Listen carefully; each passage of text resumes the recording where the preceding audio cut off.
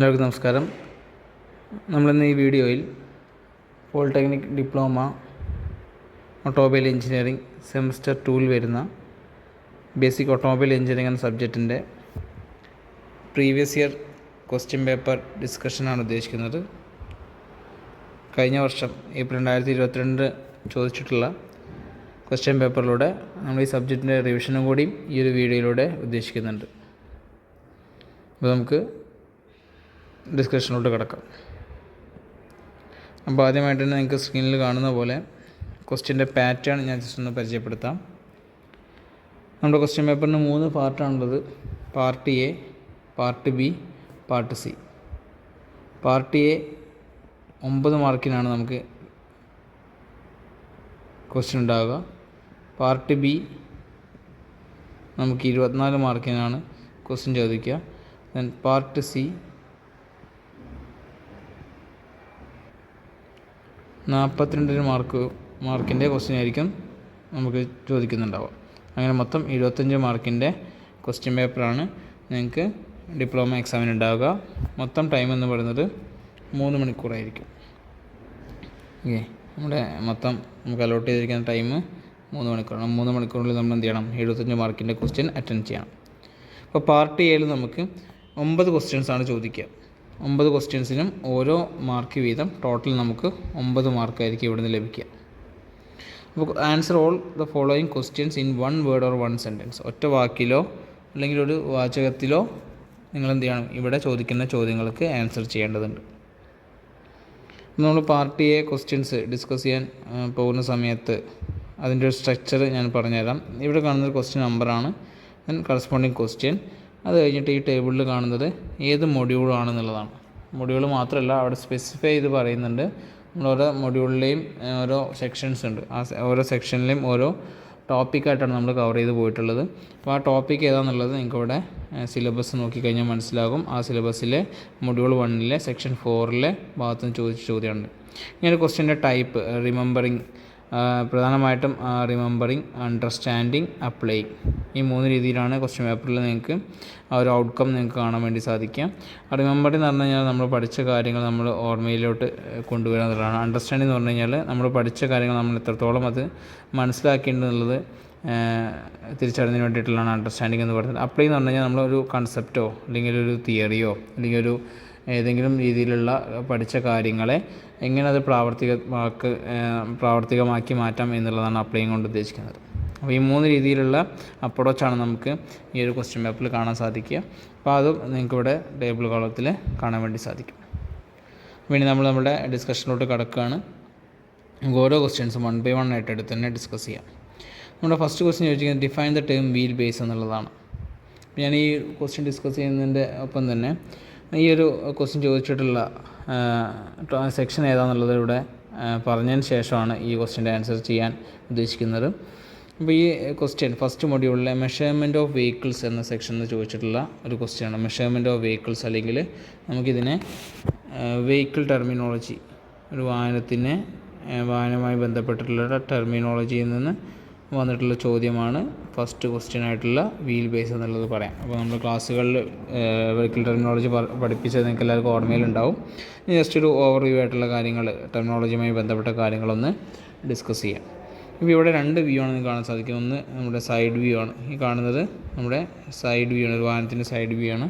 ഇത് നിങ്ങൾക്ക് back view ആയിട്ട് പറയാം, അല്ലെങ്കിൽ നമ്മൾ ഫ്രണ്ടിൽ നിന്ന് നോക്കുമ്പോഴുള്ള വ്യൂ ആയിട്ടോ അല്ലെങ്കിൽ ബാക്ക് സൈഡിൽ നോക്കുന്ന വ്യൂ ആയിട്ടോ നിങ്ങൾക്ക് ഇവിടെ പറയാം. അപ്പോൾ ഈ 2 വ്യൂവിനെ ബേസ് ചെയ്തിട്ട് നമുക്ക് ഒരു വാഹനത്തിൻ്റെ ഡയമെൻഷൻസ് അല്ലെങ്കിൽ ടെർമിനോളജി ജസ്റ്റ് ഒന്ന് മനസ്സിലാക്കാം. ഇപ്പോൾ ഇവിടെ ആദ്യം കാണിച്ചിരിക്കുന്ന ഡയമെൻഷൻ, ഈ ഫ്രണ്ടിലെ ഈ ഫ്രണ്ട് ആക്സിൽ മുതൽ നമ്മുടെ ഈ റിയർ ആക്സിൽ വരെയുള്ള സെൻറ്റർ ടു സെൻറ്റർ ഡിസ്റ്റൻസ് ആണ്. അത് മാർക്ക് ചെയ്തിരിക്കുന്ന ലെറ്റർ എ ആണ്. ഓക്കെ, ഈ എനെ വിളിക്കുന്ന പേരാണെന്ത്? വീൽ ബേസ് എന്ന് പറയും. അപ്പോൾ നമ്മുടെ ഫസ്റ്റ് ക്വസ്റ്റ്യൻ ആൻസർ ആയി അല്ലേ? എന്താണ് വീൽ ബേസ് എന്താണെന്നാണ് ചോദിച്ചത്. The centre to centre distance between front and rear axis എന്ന് പറയാം, അല്ലെങ്കിൽ ഫ്രണ്ട് ആൻഡ് റിയർ ടയേഴ്സ് എന്ന് പറയാം. 2 ടയേഴ്സിൻ്റെ ഇടയിലുള്ള സെൻറ്റർ ടു സെൻറ്റർ ഡിസ്റ്റൻസ് അല്ലേ, അല്ലെങ്കിൽ ആക്സിസ് തമ്മിലുള്ള സെൻറ്റർ ടു സെൻറ്റർ ഡിസ്റ്റൻസ് ആണെന്ത്? വീൽ ബേസ് എന്ന് പറയുന്നത്. അതിന് കറസ്പോണ്ടിങ് ആയിട്ട് നമുക്ക് സൈഡ് വ്യൂവിൽ ബാക്ക് വ്യൂവിൽ നമുക്കിവിടെ ബി എന്നുള്ള ഡയമെൻഷൻ കാണാൻ വേണ്ടി സാധിക്കും. ബി ഇതാണ് ബി എന്ന് പറയുന്ന ഡയമെൻഷൻ.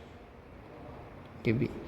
ഇതെന്താണ്? നമ്മൾ വാഹനം പോകുന്ന ഒരു ട്രാക്കായിട്ട് നമുക്ക് അസ്യൂം ചെയ്യാം. അപ്പോൾ ഈ രണ്ട് ഫ്രണ്ട് വീൽസിൻ്റെ ഇടയിലുള്ള അല്ലെങ്കിൽ ടയേഴ്സിൻ്റെ ട്രെഡ്സ് തമ്മിലുള്ള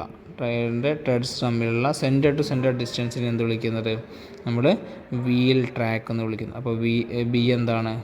വീൽ ട്രാക്കാണ്. എ എന്ന് പറയുന്നത് വീൽ ബേസ് ആണ്.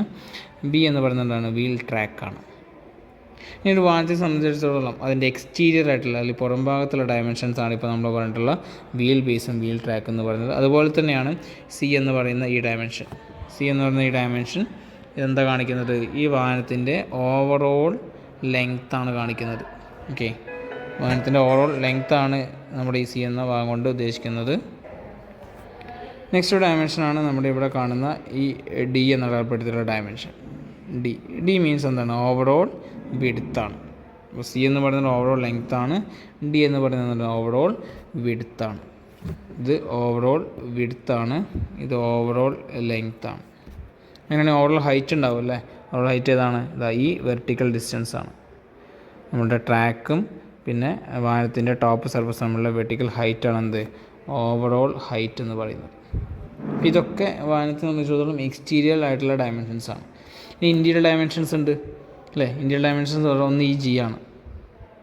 ജി എന്തായിരിക്കും? ഉള്ളിലെ രണ്ട് സൈഡ്സ് തമ്മിലുള്ള ഡിസ്റ്റൻസ് ആണ്. ആ ഡിസ്റ്റൻസ് എന്ത് വിളിക്കാം? അപ്പോൾ എന്ത് പറയും? ഇൻറ്റീരിയർ ബോഡി വിഡ്ത്ത് എന്ന് പറയും. ഓക്കെ, അതാണെന്ത് നമ്മുടെ ഈ ജി മാർക്ക് ചെയ്തല്ലോ, ഇൻറ്റീരിയർ ബോഡി വിഡ്ത്ത്. നെക്സ്റ്റാണ് ഈ എഫ്. ഈ എഫ് എന്താണ്? എഫ് എന്ന് പറയുന്നത് നോക്കുക, നമ്മൾ ടോപ്പ് സർഫസിന് താഴെയാണ് ആ ലൈൻ നിൽക്കുന്നത് അല്ലേ? അപ്പോൾ അതുപോലെ തന്നെ നമ്മുടെ പ്ലാറ്റ്ഫോം, ഇവിടെ വാഹനത്തിൻ്റെ പ്ലാറ്റ്ഫോമാണ് ഈ കാണുന്നത്. ആ പ്ലാറ്റ്ഫോമിന് ബേസ് ചെയ്തിട്ടുള്ള വെർട്ടിക്കൽ ഹൈറ്റ്, അതാണെന്ത്? ഇൻറ്റീരിയർ ബോഡി ഹൈറ്റ് എന്ന് പറയുന്നത്. Interior body height. ഓക്കെ, ഇനി നോക്കുക, ഇവിടെ നമ്മൾ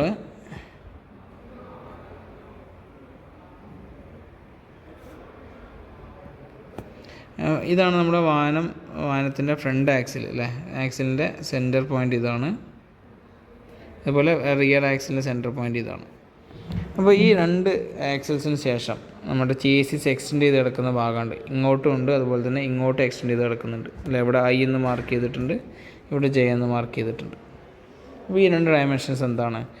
ആക്സിസിന് ശേഷം കിടക്കുന്ന ചേസിസിൻ്റെ എക്സ്റ്റൻഷനാണ്. Extension of chassis beyond axles. ഇതിനെ വിളിക്കുന്ന പേരാണ് ഓവർ ഹാങ്. എന്താണ്? Over hang. അപ്പോൾ ഫ്രണ്ടിലെ ഓവർ ഹാങ് എന്ത് വിളിക്കും? നമ്മൾ ഫ്രണ്ട് ഓവർ ഹാങ് എന്ന് പറയും അല്ലേ? ബാക്കിൽ റിയർ ആക്സിലിൻ്റെ ബേസിൽ ഓവർ ഹാങ്. അപ്പോൾ നമുക്ക് എന്താ പറയാം? Rear over hang. ബാക്കല്ല, സോറി, റിയർ ഓവർ ഹാങ് എന്ന് പറയും.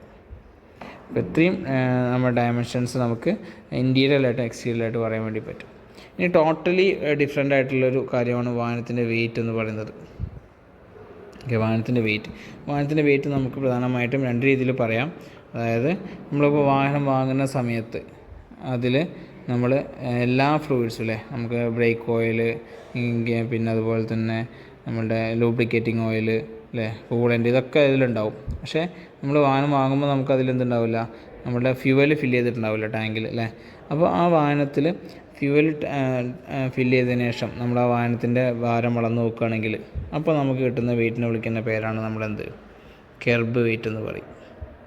കെർബ് വെയിറ്റ് അഥവാ വാഹനത്തിൻ്റെ weight including all kind of fluids weight. എല്ലാ ഫ്ലൂയിഡ്സിൻ്റെയും വെയിറ്റും നമ്മൾ ആഡ് ചെയ്തതിന് ശേഷം ആ വാഹനത്തിന് അളന്ന് നോക്കുകയാണെങ്കിൽ നമുക്ക് കിട്ടുന്നതാണ് കെർബ് വെയിറ്റ് എന്ന് പറയുന്നത്.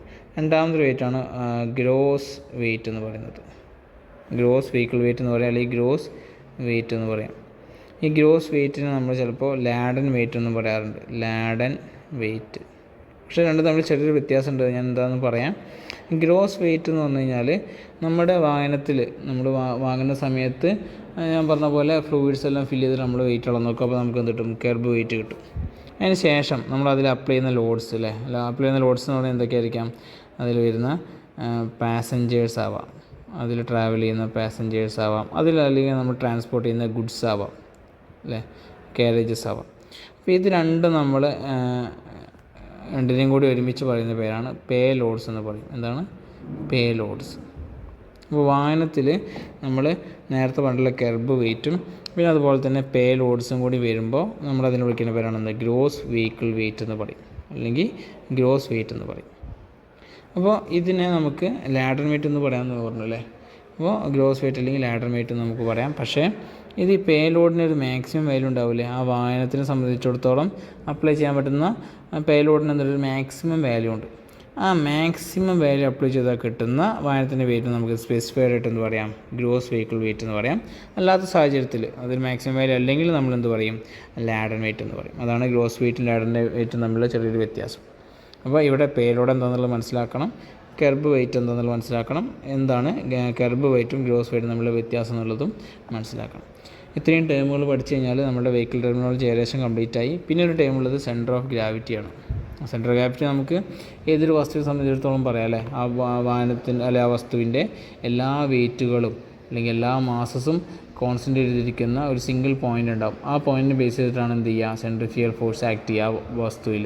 അപ്പോൾ ആ വസ്തുവിൻ്റെ ആ പോയിൻറ്റിനെ വിളിക്കേണ്ട പേരാണെന്ത്? സെൻറ്റർ ഓഫ് ഗ്രാവിറ്റി എന്ന് പറയുന്നത്. അപ്പോൾ ഈ വാഹനത്തിന് എവിടെ വേണമെങ്കിലും ആവും അല്ലേ. ഇവിടെ വരുന്ന എല്ലാ മാസസും, ഈ ബോഡിയുടെ എല്ലാ മാസസും കോൺസ്റ്റൻ്റ് ചെയ്തിരിക്കുന്ന ഒരു പോയിൻ്റ് ഉണ്ടാവും അല്ലേ. ഞാൻ ഇവിടെ കാണിച്ചു. അപ്പോൾ ഈ പോയിൻ്റ് ബേസിലാണ് എന്ത് ചെയ്യുക? വസ്തുവിൽ ഇതിൻ്റെ centrifugal force of attraction act ചെയ്യുന്നത്. അപ്പോൾ നമ്മൾ ഈ പോയിൻ്റ് എന്ത് വിളിക്കും? ഈ ബോഡിയുടെ സെൻറ്റർ ഓഫ് ഗ്രാവിറ്റി എന്ന് വിളിക്കും. ഈ പറഞ്ഞിട്ടുള്ള 13ഓളം ടേംസ് അടങ്ങിയിട്ടുള്ളതാണ് നമ്മളുടെ വാഹനത്തിൻ്റെ ടെർമിനോളജി എന്ന് പറയുന്നത്. അപ്പോൾ ഓരോ ടേംസ് ഞാനിവിടെ ഡീറ്റെയിൽ ആയിട്ട് കൊടുത്തിട്ടുണ്ട്, നിങ്ങളത് നോട്ട് ചെയ്യുക. ഓക്കെ. അപ്പോൾ രണ്ടാമത്തെ ക്വസ്റ്റ്യൻ ചോദിച്ചിട്ടുണ്ടായിരുന്നത് define the term over hang എന്നുള്ളതാണ്. അപ്പോൾ ഞാൻ ഓൾറെഡി അത് പറഞ്ഞു കഴിഞ്ഞു. ആക്സിൽസിന് ശേഷം ചേസിസ് എക്സ്റ്റെൻഡ് ചെയ്തെടുക്കുന്നതിനാണ് നമ്മൾ ഓവർ ഹാങ് എന്ന് പറയുന്നത്. ഫ്രണ്ട് ആക്സിലാണെങ്കിൽ നമ്മൾ ഫ്രണ്ട് ഓവർ ഹാങ് എന്ന് പറയും. റിയർ ആക്സിലിൻ്റെ ബേസിലാണെങ്കിൽ റിയർ ഓവർ ഹാങ് എന്ന് പറയും. അപ്പോൾ ഇവിടെ ഓവർ ഹാങ് എന്താണെന്ന് ചോദിച്ചിട്ടുള്ളൂ അല്ലേ. അപ്പോൾ നമുക്ക് എന്ത് പറയാം? ഓവർ ഹാങ് എന്ന് പറഞ്ഞു കഴിഞ്ഞാൽ over hang is the extension beyond chassis frame. അതിന് നമുക്ക് എന്ത് പറയാം? ഓവർ ഹാങ് എന്ന ടേം പറയാം. ഓക്കെ, ഇത് ഓൾറെഡി ഞാൻ പറഞ്ഞു. ഇനി നമുക്ക് next what is clearance volume and engine torque. ഈ രണ്ട് ക്വസ്റ്റ്യൻസ് നമുക്ക് വരുന്നത് എവിടെ നിന്നാണ്? IC എൻജിൻ്റെ ബേസിക് ടേംസ് എന്നാണ്, അല്ലെങ്കിൽ എൻജിൻ ടെർമിനോളജി എന്നുള്ള ഭാഗത്തു നിന്നാണ്. ഓക്കെ, എൻജിൻ ടെർമിനോളജി എന്നുള്ള ഭാഗത്തു നിന്നാണ് ഈ ക്വസ്റ്റ്യൻ വന്നിട്ടുള്ളത്.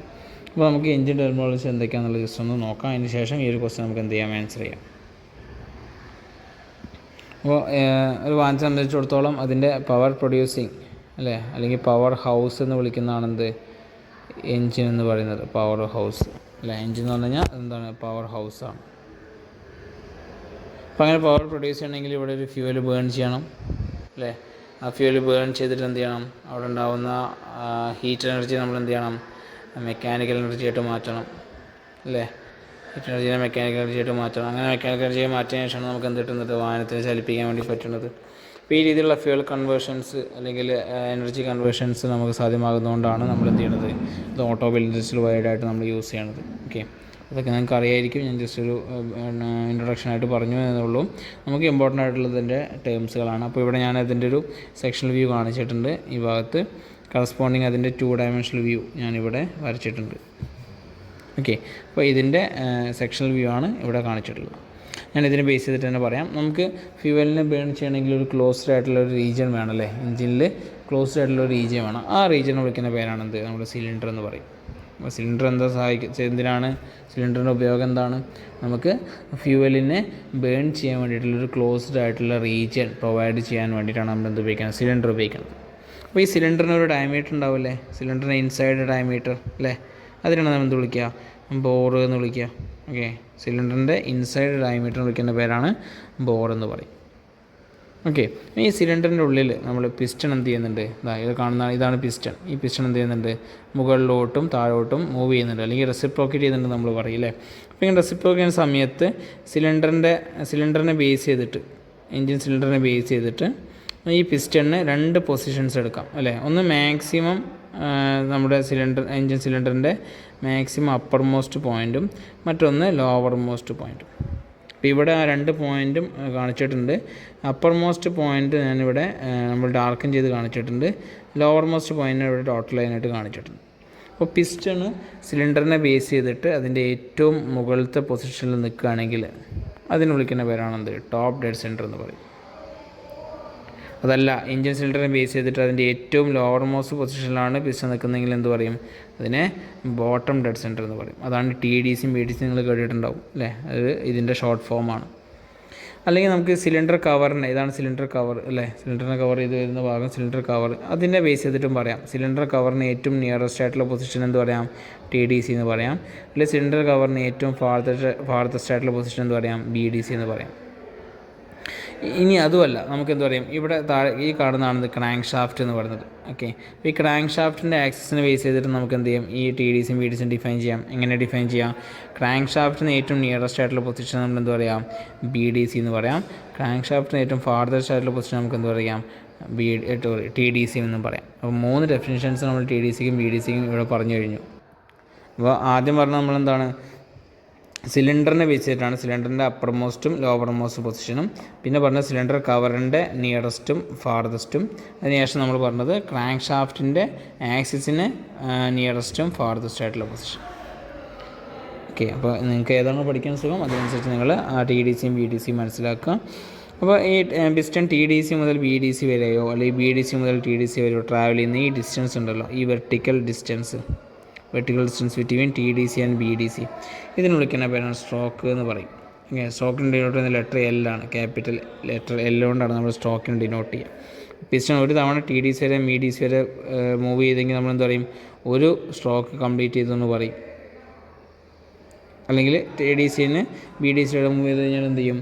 അഗെയിൻ ഒരു സ്ട്രോക്ക് കൂടി കംപ്ലീറ്റ് ചെയ്തെന്ന് പറയും. അപ്പോൾ ഇങ്ങനെ സ്ട്രോക്കിൻ്റെ ബേസ് ചെയ്തിലാണ് നമ്മൾ എന്ത് ചെയ്യണത്?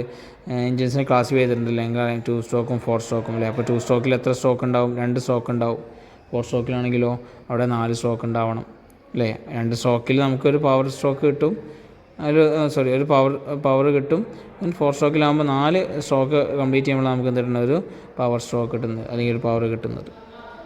അപ്പോൾ ഇതൊക്കെ നിങ്ങൾക്ക് ഓൾറെഡി അറിയുന്ന കാര്യങ്ങളായിരിക്കും. ഞാൻ ജസ്റ്റ് പറഞ്ഞു പോയ കൂട്ടത്തിൽ സൂചിപ്പിച്ചു എന്നുള്ളൂ. നമുക്ക് ഇമ്പോർട്ടൻ്റ് ഇവിടെ എന്താണ്? എൻജിൻ ടേംസ് തന്നെയാണ്. അപ്പോൾ അതിലോട്ട് തിരിച്ചു വരാം.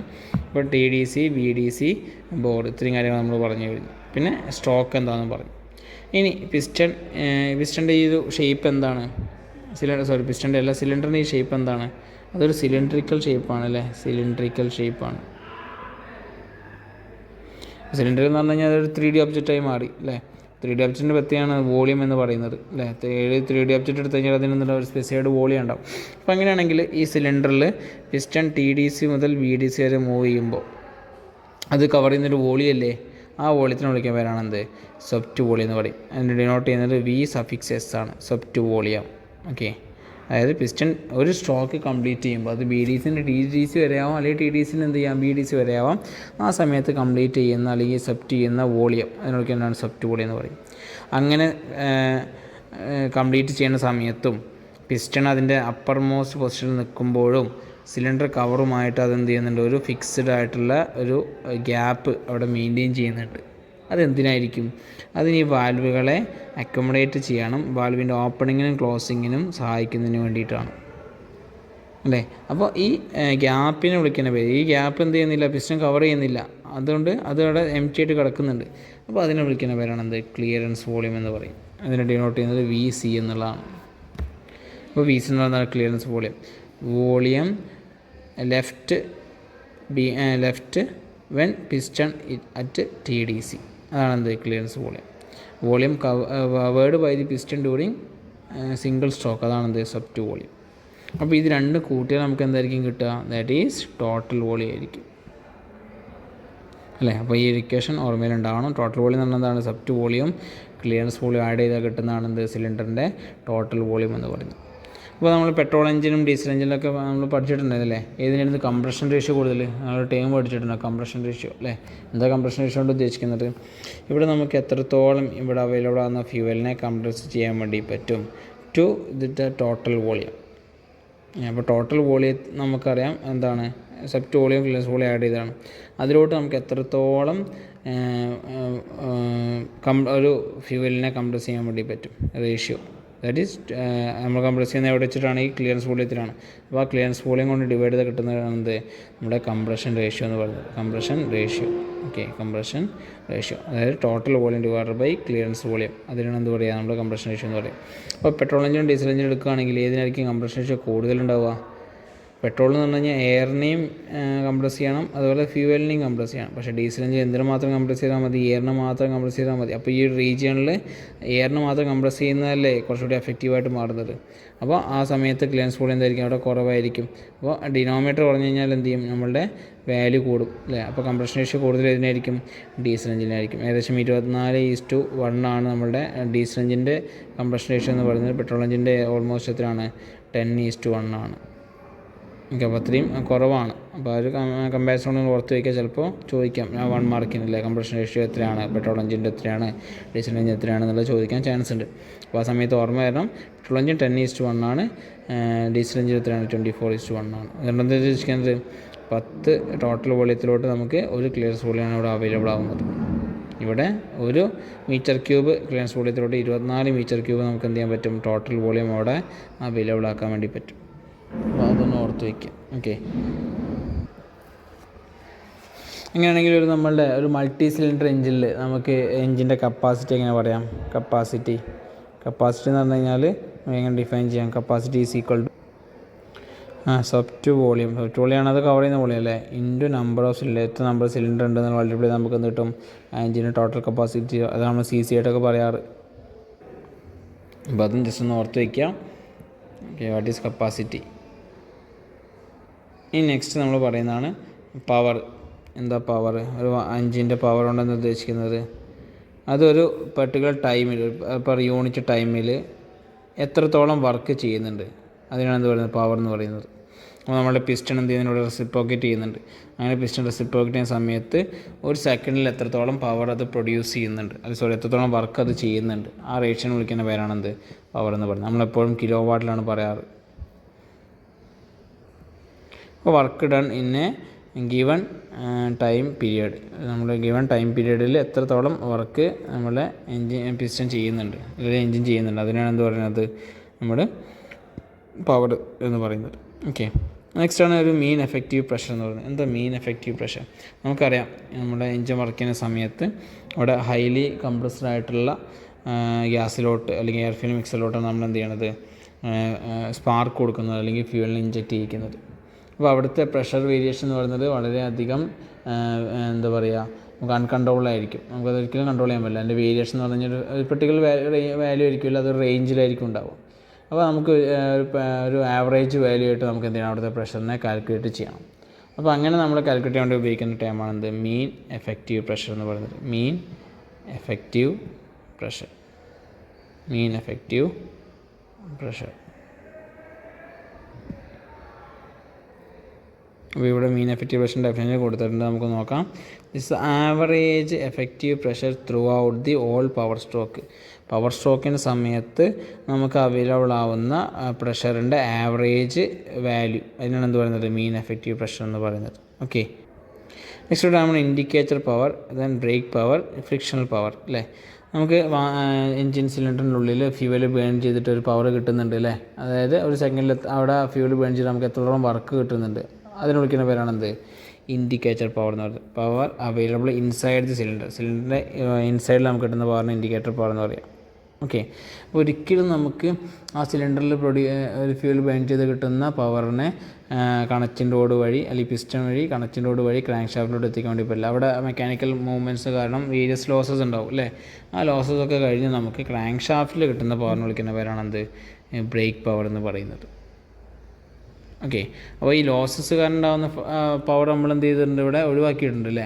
അപ്പോൾ ആ ലോസസ് കാരണം നമുക്ക് ലോസായിട്ട് പോയിട്ടുള്ള പവർ നമ്മൾ എന്ത് പറയും, ഫ്രിക്ഷണൽ പവർ എന്ന് പറയും. ഫ്രിക്ഷണൽ പവർ ഇതിൽ കാണാം, എഞ്ചിൻ സിലിണ്ടറിൽ പ്രൊഡ്യൂസ് ചെയ്ത പവറിന് നമ്മൾ എന്ത് കുറച്ചാൽ മതി, ബ്രേക്ക് പവർ കുറച്ചാൽ മതി. അപ്പോൾ നമുക്ക് ലോസായി പോയിട്ടുള്ള പവർ കിട്ടും.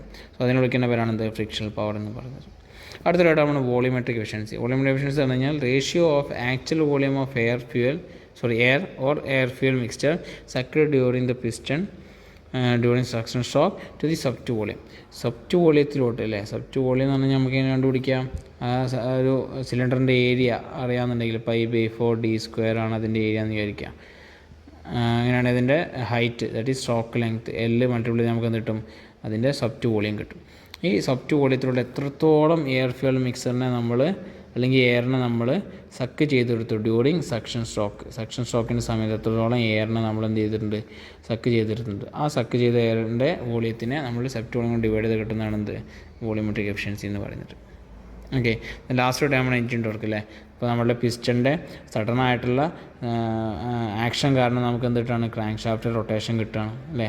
അപ്പോൾ ഈ ക്രാങ്ക് ഷാഫ്റ്റിൽ കിട്ടുന്ന റൊട്ടേഷൻ മീൻസ് റൊട്ടേറ്റിംഗ് ഫോഴ്സ് നമ്മൾ ക്രിയേറ്റ് ചെയ്യുന്നത് അല്ലേ. എന്ത് കാരണം? ആ പിസ്റ്റൻ്റെ സഡൻ ആയിട്ടുള്ള ഒരു ത്രസ്റ്റ് ഫോഴ്സ് കാരണം. അപ്പോൾ അങ്ങനെ നമ്മൾ ആ ത്രസ്റ്റ് ഫോഴ്സ് കാരണം നമ്മൾ ക്രാങ്ക് ഷാഫ്റ്റിൽ കിട്ടുന്ന റൊട്ടേറ്റിംഗ് ഫോഴ്സിന് വിളിക്കുന്ന പേരാണെന്ത്? ടോർക്ക് എന്ന് പറയുന്നത്. It's A force of rotation acting about the crank shaft axis. അതിനെന്ത്? എഞ്ചിൻ ടോർക്ക് എന്ന് പറയുന്നത്. കാണുന്ന ഇക്വേഷൻ F/R ആണ്. ഫോഴ്സ് ഇൻറ്റു റേഡിയൽ ഡിസ്റ്റൻസ് ആണ്. അപ്പോൾ നമ്മുടെ ക്രാങ്ക് ഷാഫ്റ്റിൻ്റെ റേഡിയസിനെ അവിടെ ആക്ട് ചെയ്യുന്ന ഫോഴ്സ് കൊണ്ട് മൾട്ടിപ്ലൈ നമുക്ക് എന്ത് കിട്ടും? ദാറ്റ് ഈസ് ടോർക്ക് കിട്ടും.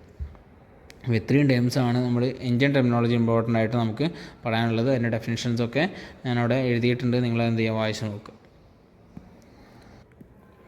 നെക്സ്റ്റ് ക്വസ്റ്റ്യൻ ആണ്, what is the purpose of gasket? ഗ്യാസ്കറ്റിൻ്റെ പർപ്പസ് എന്ത് ചെയ്യാം എന്താണെന്നുള്ളത് പറയാമെന്നുള്ളതാണ് ക്വസ്റ്റ്യൻ. അപ്പോൾ ഗ്യാസ്കറ്റ് നമ്മൾ സാധാരണ ഇവിടെ ഉപയോഗിക്കുന്നത് നമ്മൾ ക്ലാസ്സിൽ പറഞ്ഞിട്ടുണ്ടായിരുന്നു അല്ലേ. സിലിണ്ടർ ഹെഡിനെയും ബ്ലോക്കിനെയും കണക്ട് ചെയ്യുന്ന ഭാഗത്ത് ആ സോളിഡ് ആയിട്ടുള്ള മീറ്റിംഗ് സർഫസിൻ്റെ ഇടയിൽ നമ്മൾ കൊടുക്കുന്നതാണ് ഗ്യാസ്കറ്റ് എന്ന് പറയുന്നത്. എന്തിനാണ്?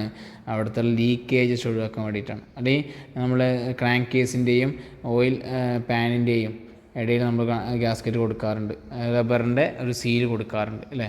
അപ്പോൾ എന്താണ് അതിൻ്റെ പർപ്പസ് എന്ന് പറയുന്നത്? That is it act as sealing agent. അപ്പോൾ സീലിംഗ് ഏജൻറ്റായിട്ട് ആക്ട് ചെയ്യാൻ വേണ്ടി നമ്മൾ ഉപയോഗിക്കുന്നതാണ് എന്ത്? ഗ്യാസ്കറ്റ് എന്ന് പറയുന്നത്. അത് ലീക്കേജസ് തടയുക അല്ലെ, അങ്ങനെയും പറയാം. പ്രിവെൻറ്റ് ലീക്കേജ് തടയാൻ വേണ്ടിയിട്ടാണ്. അതിൻ്റെ ജസ്റ്റ് നോട്ട് ഞാനിവിടെ കൊടുത്തിട്ടുണ്ട്, അത്ര ഇമ്പോർട്ടൻ്റ് അല്ല. നിങ്ങൾ ചിലപ്പോൾ 3 മാർക്കിൻ്റെ ക്വസ്റ്റ്യൻ ചോദിക്കുകയാണെങ്കിൽ നിങ്ങൾക്കത് ആൻസർ ചെയ്യാൻ പറ്റണം എന്നുള്ള രീതിയിലാണ് ഞാൻ അതിനെക്കുറിച്ച് കുറച്ച് നോട്ട് അവിടെ ഡീറ്റെയിൽ ആയിട്ട് കൊടുത്തിട്ടുള്ളത്. അപ്പോൾ നിങ്ങളതൊന്ന് വായിച്ച് നോക്കിയിട്ട് കാര്യങ്ങൾ മനസ്സിലാക്കുക. അതിൻ്റെ പ്രൈമറി പർപ്പസ് എന്ന് പറയുന്നതാണ് act as a sealing agent അല്ലെങ്കിൽ ഇറ്റ്സ് പ്രിവെൻറ്റ് ലീക്കേജ്. ഓക്കെ, അത് ഇമ്പോർട്ടൻ്റ് ആയിട്ട് പഠിച്ചു വയ്ക്കുക. ദെൻ നെക്സ്റ്റ് ക്വസ്റ്റ്യൻ എന്ന് പറയുന്നത് അതായത് the name of any material which is used for making cylinder head ഉണ്ടാക്കാൻ വേണ്ടി നമ്മൾ ഉപയോഗിക്കുന്ന മെറ്റീരിയൽ അല്ലേ. നമ്മൾ പറഞ്ഞതാണ്, എന്താണ് ക്ലാസ്സിൽ പറഞ്ഞതാണ്? Cast iron. ഒട്ടുമിക്ക എഞ്ചിൻ കമ്പോണൻസ് നമ്മളുണ്ടാക്കുന്ന കാസ്റ്റ് അയൺ കൊണ്ട് തന്നെയാണ് കേട്ടോ. അല്ലെങ്കിൽ നമുക്ക് എന്ത് ചെയ്യാം? അലൂമിനിയം അലോയ്സ് ഉപയോഗിക്കാം. അലൂമിനിയം അലോയ്സ് എന്ന് പറയുമ്പോൾ എന്താണ്? അലൂമിനിയം മാത്രമല്ലല്ലോ, അലൂമിനിയത്തിൻ്റെ കൂടെ എന്തൊക്കെ വരാം? ക്രോമിയം വരാം, മാംഗനീസ് വരാം, വനേഡിയം വരാം. അപ്പോൾ ഇങ്ങനത്തെ ഓരോ എലമെൻറ്റ്സ് ആഡ് ചെയ്യുമ്പോൾ അതിൻ്റെ മെക്കാനിക്കൽ പ്രോപ്പർട്ടീസ് നമുക്ക് ഇമ്പ്രൂവ് ചെയ്യാൻ വേണ്ടി പറ്റും. അപ്പോൾ ഇതിൻ്റെ ആൻസർ എന്ന് പറഞ്ഞാൽ ഒന്നുകിൽ കാസ്റ്റ് അയൺ എഴുതാം, അല്ലെങ്കിൽ എന്ത് ചെയ്യാം? അലൂമിനിയം അലോയ്സ് എന്ന് എഴുതാം. ഇനി നെക്സ്റ്റ് 7ാമത്തെ question point out the type of piston റിങ്സിൻ്റെ ടൈപ്സുകൾ ഏതൊക്കെയാണെന്നുള്ളത് പോയിൻ്റ് ഔട്ട് ചെയ്യാം. അപ്പോൾ ജസ്റ്റ് പേരുകൾ മാത്രം എഴുതിയാൽ മതി. പേരുകൾ നിങ്ങൾക്ക് അറിയാമായിരിക്കുമല്ലേ. കംപ്രഷൻ റിങ്ങും 2 കംപ്രഷൻ റിങ്ങും ഒരു ഓയിൽ റിങ്ങുമാണ് നമ്മൾ സാധാരണയായിട്ട് ഉണ്ടാവുക. ഈ മിനിമം നമ്പർ ഓഫ് റിങ്സ് എത്രയാണ്? 3 ആണ്. അത് ഇമ്പോർട്ടൻ്റ് ആണ് കേട്ടോ. Minimum number of rings required എത്രയാണ്? 3 ആണ്. അതിൽ 2 എന്തായിരിക്കും? കംപ്രഷൻ റിങ് ആയിരിക്കും, 1 എന്തായിരിക്കും? ഓയിൽ റിങ് ആയിരിക്കും. ഇനി കംപ്രഷൻ റിങ് എന്തിനാണ് സഹായിക്കുന്നത്? നമ്മൾ കംപ്രഷൻ റിങ് കാണപ്പെടുന്നത് എവിടെയാണ്? പിസ്റ്റൻ്റെ കൺസ്ട്രക്ഷൻ പഠിച്ചപ്പോൾ അതിൽ ഗ്രൂവുകളെ കുറിച്ച് പഠിച്ചിട്ടുണ്ടാവും അല്ലേ. പിസ്റ്റൻ്റെ ഇടയിൽ ഉണ്ടാകുന്ന ഗ്രൂവുകളെ കുറിച്ച് ക്ലാസ്സിൽ നമ്മൾ ഡിസ്കസ് ചെയ്തതാണ് അല്ലേ. എന്താണ് ഈ ഗ്രൂവ് കൊടുക്കുന്നത്? ഈ ഗ്രൂവിൽ നമ്മൾ എന്ത് ചെയ്യും? ഇവിടെ ഇങ്ങനെ നമ്മൾ എന്ത് ചെയ്യും? റിങ്സ് ഇൻസേർട്ട് ചെയ്യും. കാരണം ഇത് റെസിപ്രോക്കേറ്റ് ചെയ്യുന്ന ഇതിൻ്റെ ഇടയിലാണ്? എഞ്ചിൻ്റെ ബ്ലോക്കിൻ്റെ ഇടയിലാണ്. അപ്പോൾ അങ്ങനെ റെസിപ്രോക്കേറ്റ് ചെയ്യുന്ന സമയത്ത് 2 സോളിഡായിട്ട് സർഫസുകളാണ്. അപ്പോൾ ഈ മേറ്റിംഗ് സർഫസ് ഒരിക്കലും നമുക്ക് നല്ല ഹൈലി ഫിനിഷ്ഡ് ആയിട്ടുള്ള സർഫസ് ക്രിയേറ്റ് ചെയ്യാൻ വേണ്ടി പറ്റില്ല. അപ്പോൾ ഇതിൻ്റെ ഇടയിൽ കൂടെ എന്തുണ്ടാവും? ലീക്കേജസ് ഉണ്ടാവും. മുകളിൽ നമ്മുടെ ഫ്യൂവലിൻ്റെ കമ്പഷൻ നടക്കുന്നതാണ്. അപ്പോൾ കമ്പഷൻ്റെ പ്രൊഡക്റ്റുകൾ ഒരിക്കലും എന്ത് ചെയ്യാൻ ലീക്ക് ചെയ്തിട്ട് താഴെ ക്രാങ്ക് കേസിലോട്ട് പോകാൻ വേണ്ടി പാടില്ല അല്ലേ. അതുപോലെ ഇവിടെ എന്താണ്? നമ്മൾ ലൂബ്രിക്കേറ്റിംഗ് ഓയിൽ ഉണ്ടാവും. ആ ലൂബ്രിക്കേറ്റിംഗ് ഓയിൽ എന്ത് ചെയ്യാൻ പാടില്ല? ഒരിക്കലും മുകളിലോട്ട്, അതായത് നമ്മൾ കമ്പഷൻ നടക്കുന്ന ചേമ്പറിലോട്ട് പോകാൻ വേണ്ടി പറ്റില്ല. അപ്പോൾ അതിനെ തടയാൻ വേണ്ടിയിട്ട് താഴെ എന്തുണ്ടാവും?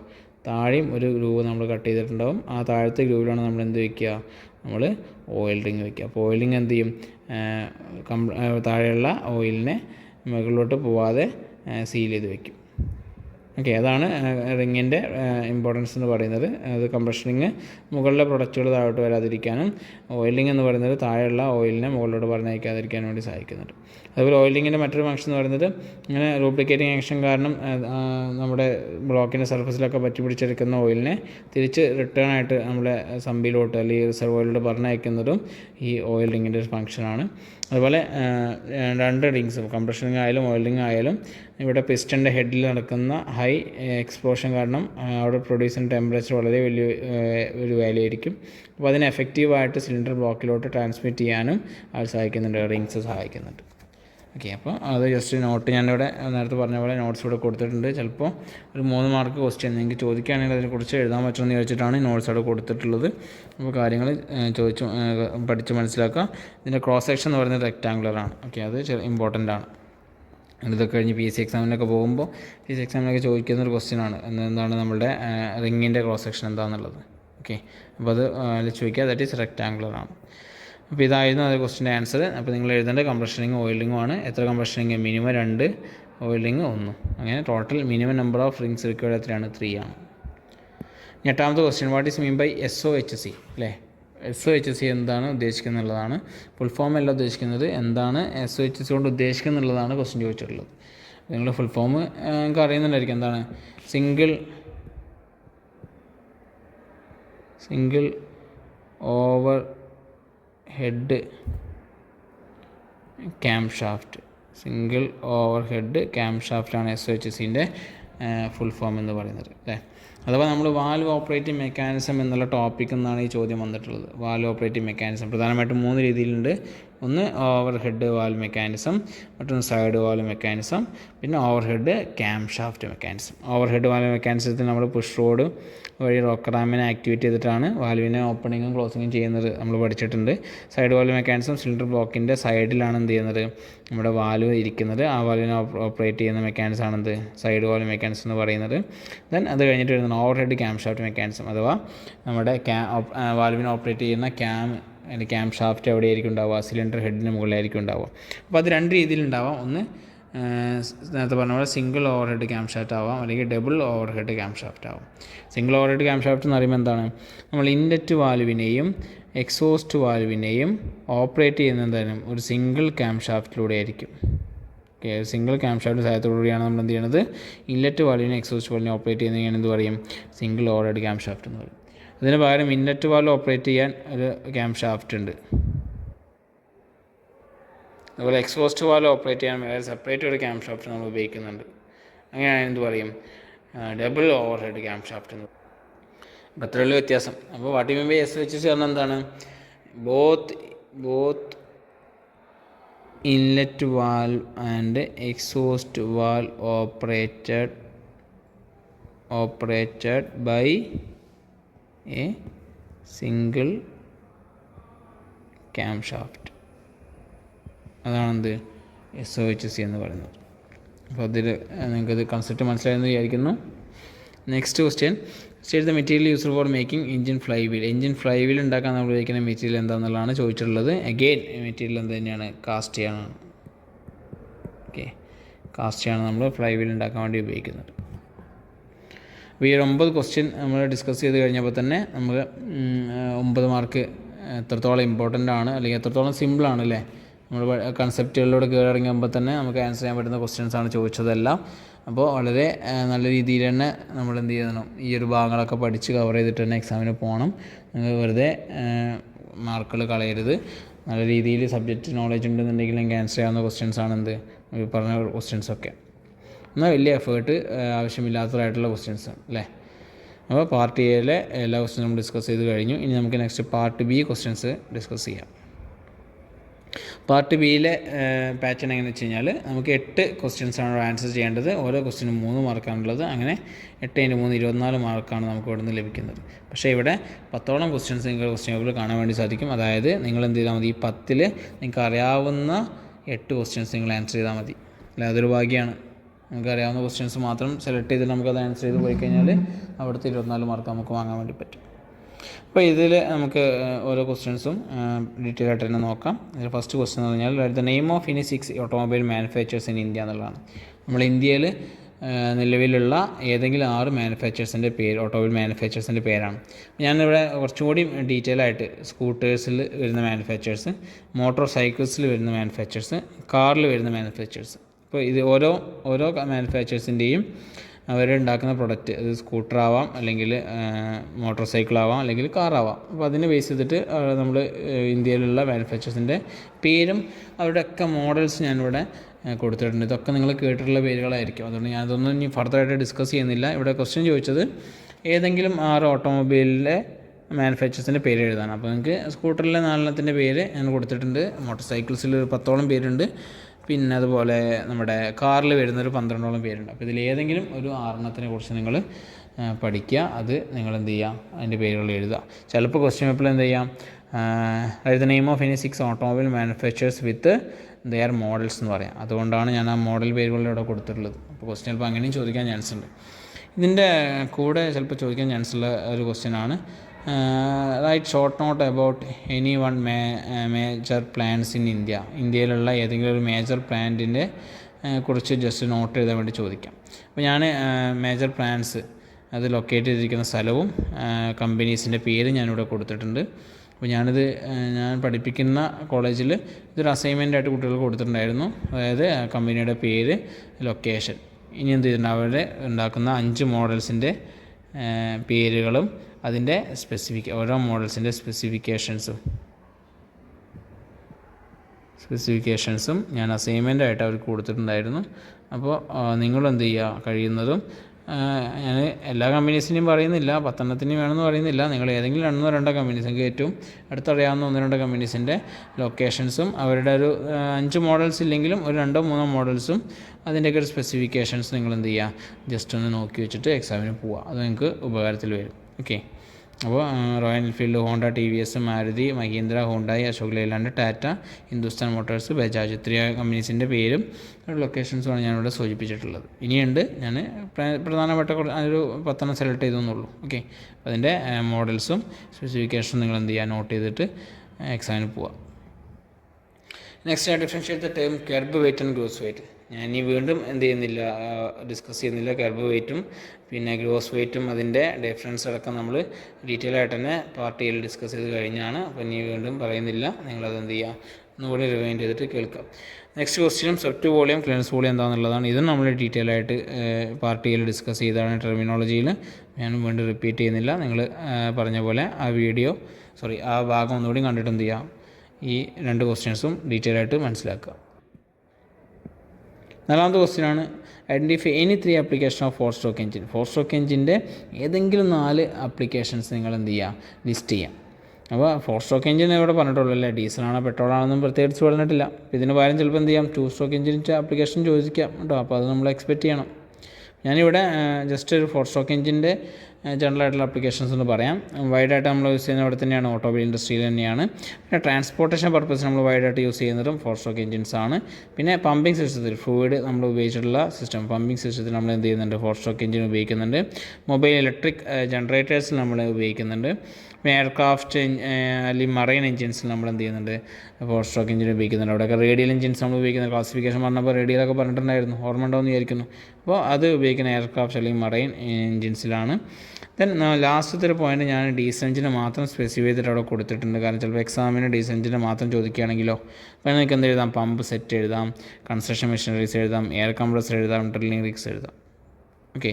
അപ്പോൾ ഈ പറഞ്ഞ പോലെ 4-stroke എഞ്ചിൻ്റെ ആപ്ലിക്കേഷൻ നിങ്ങൾ മനസ്സിലാക്കാം.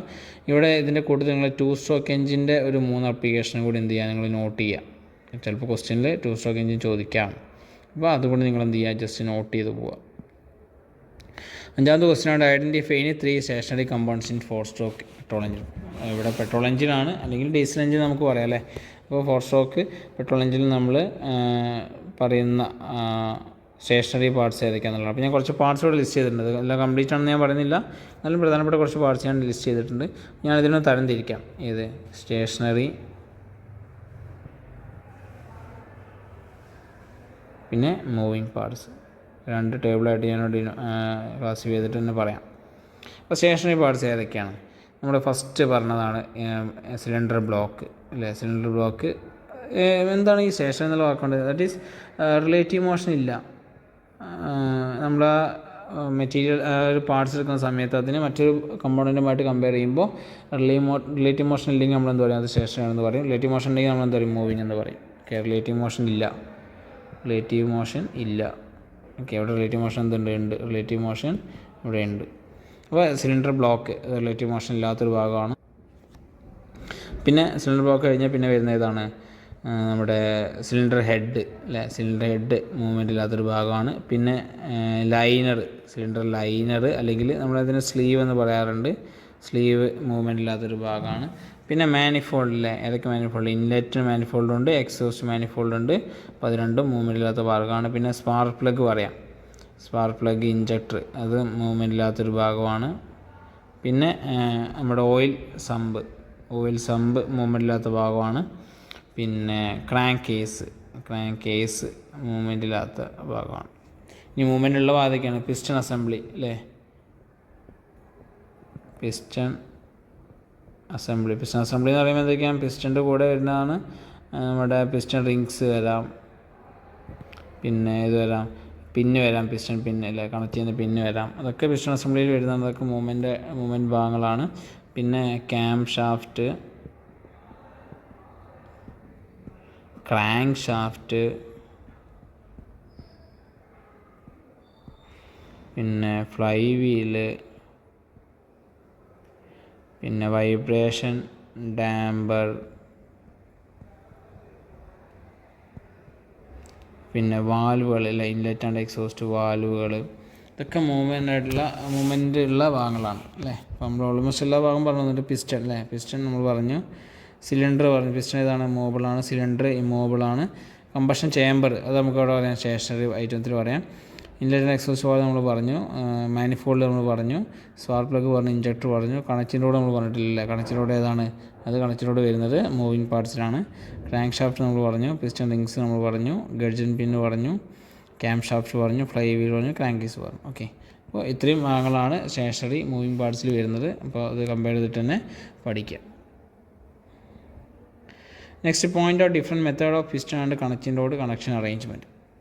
നമ്മൾ കണക്റ്റിംഗ് റോഡിൻ്റെ സ്മോൾ എൻഡും പിസ്റ്റൻ്റെ ബോസ് തമ്മിൽ കണക്ട് ചെയ്യാൻ വേണ്ടി നമ്മളെ സഹായിക്കുന്ന ഭാഗമാണെന്ത്, ഗഡ്ജൻ പിൻ എന്ന് പറയുന്നത്. ഗഡ്ജൻ പിന്നിൻ്റെ മറ്റൊരു പേരെന്താണ് പഠിച്ചിട്ടുണ്ട്, റിസ്റ്റ് പിന്ന് അല്ലെങ്കിൽ എന്ത് പറയാം, പിസ്റ്റൺ പിൻ എന്ന് പറയും. ഇതൊക്കെ വിവിധ പേരുകളാണ്. അപ്പോൾ കണക്ട് ചെയ്യുന്ന 3 മെത്തേഡുകൾ അല്ലേ. ഒന്ന് ഫുള്ളി ഫ്ലോട്ടിംഗ് ഗഡ്ജൻ പിന്ന്, മറ്റൊന്ന് സെമി ഫ്ലോട്ടിംഗ് ഗഡ്ജൻ പിന്ന്, സ്റ്റേഷനറി ഗഡ്ജൻ പിന്ന്. അപ്പോൾ എന്താണ് ഈ പേര് ഫുള്ളി ഫ്ലോട്ടിംഗ് മീൻസ് എന്താണ്, ഫ്രീ ടു മൂവ് അല്ലേ, ഫ്രീ ടു മൂവ് എന്നുള്ളതാണ് അതിൻ്റെ അർത്ഥം. അതിൻ്റെ അർത്ഥം എന്തായിരിക്കും, നമ്മുടെ പിന്നിന് നമ്മുടെ ബോസിൻ്റെ ഉള്ളിലും കണക്റ്റിംഗ് റോഡിൻ്റെ സ്മോൾ എൻഡിലും എന്ത് ചെയ്യാൻ പറ്റുന്നുണ്ട്, ഫ്രീ ആയിട്ട് മൂവ് ചെയ്യാൻ പറ്റുന്നുണ്ട്. 2 റിലേറ്റീവ് മോഷൻ ഉണ്ട്. അപ്പോൾ അതുകൊണ്ട് നമ്മളെന്ത് പറയും, അത് ഫുള്ളി ഫ്ലോട്ടിംഗ് ആണെന്ന് പറയും. കാരണം ഫ്രീ ആയിട്ട് മൂവ് ചെയ്യാൻ പറ്റുന്നുണ്ട്. കണക്ട് ചെയ്യുന്ന 2 ഭാഗത്തും ബോസിലായാലും പിന്നെ അതുപോലെ നമ്മുടെ കണക്റ്റിംഗ് റോഡിൻ്റെ സ്മോൾ എൻഡിലായാലും അത് മൂവ് ചെയ്യാൻ പറ്റുന്നുണ്ട്. പക്ഷേ എൻഡ് ടു എൻഡ് മൂവ്മെൻറ്റ് നമുക്ക് ഉണ്ടാവാൻ പാടില്ല അല്ലേ, അല്ലെങ്കിൽ പിന്നെ അതിന് ലൂസായി പോകും. അപ്പോൾ അത് പ്രൊവൈഡ് ചെയ്യാൻ, അത് തടയാൻ വേണ്ടി നമ്മൾ എന്ത് ചെയ്യും, സർക്കിൾ പികൾ ഉപയോഗിക്കും 2 എൻഡിലും. അപ്പോൾ അതിന് എൻഡ് ടു എൻഡ് എന്താ പറ്റില്ല, തള്ളി പോകാൻ വേണ്ടി പറ്റില്ല. അപ്പോൾ ഫുള്ളി ഫ്ലോട്ടിംഗ് ഗഡ്ജൻ പിൻ എന്ന് പറഞ്ഞാൽ ഇത്രയാണ്. അതിന് റിലേറ്റീവ് മോഷൻ ഉണ്ട്, about piston boss and small end of connecting road.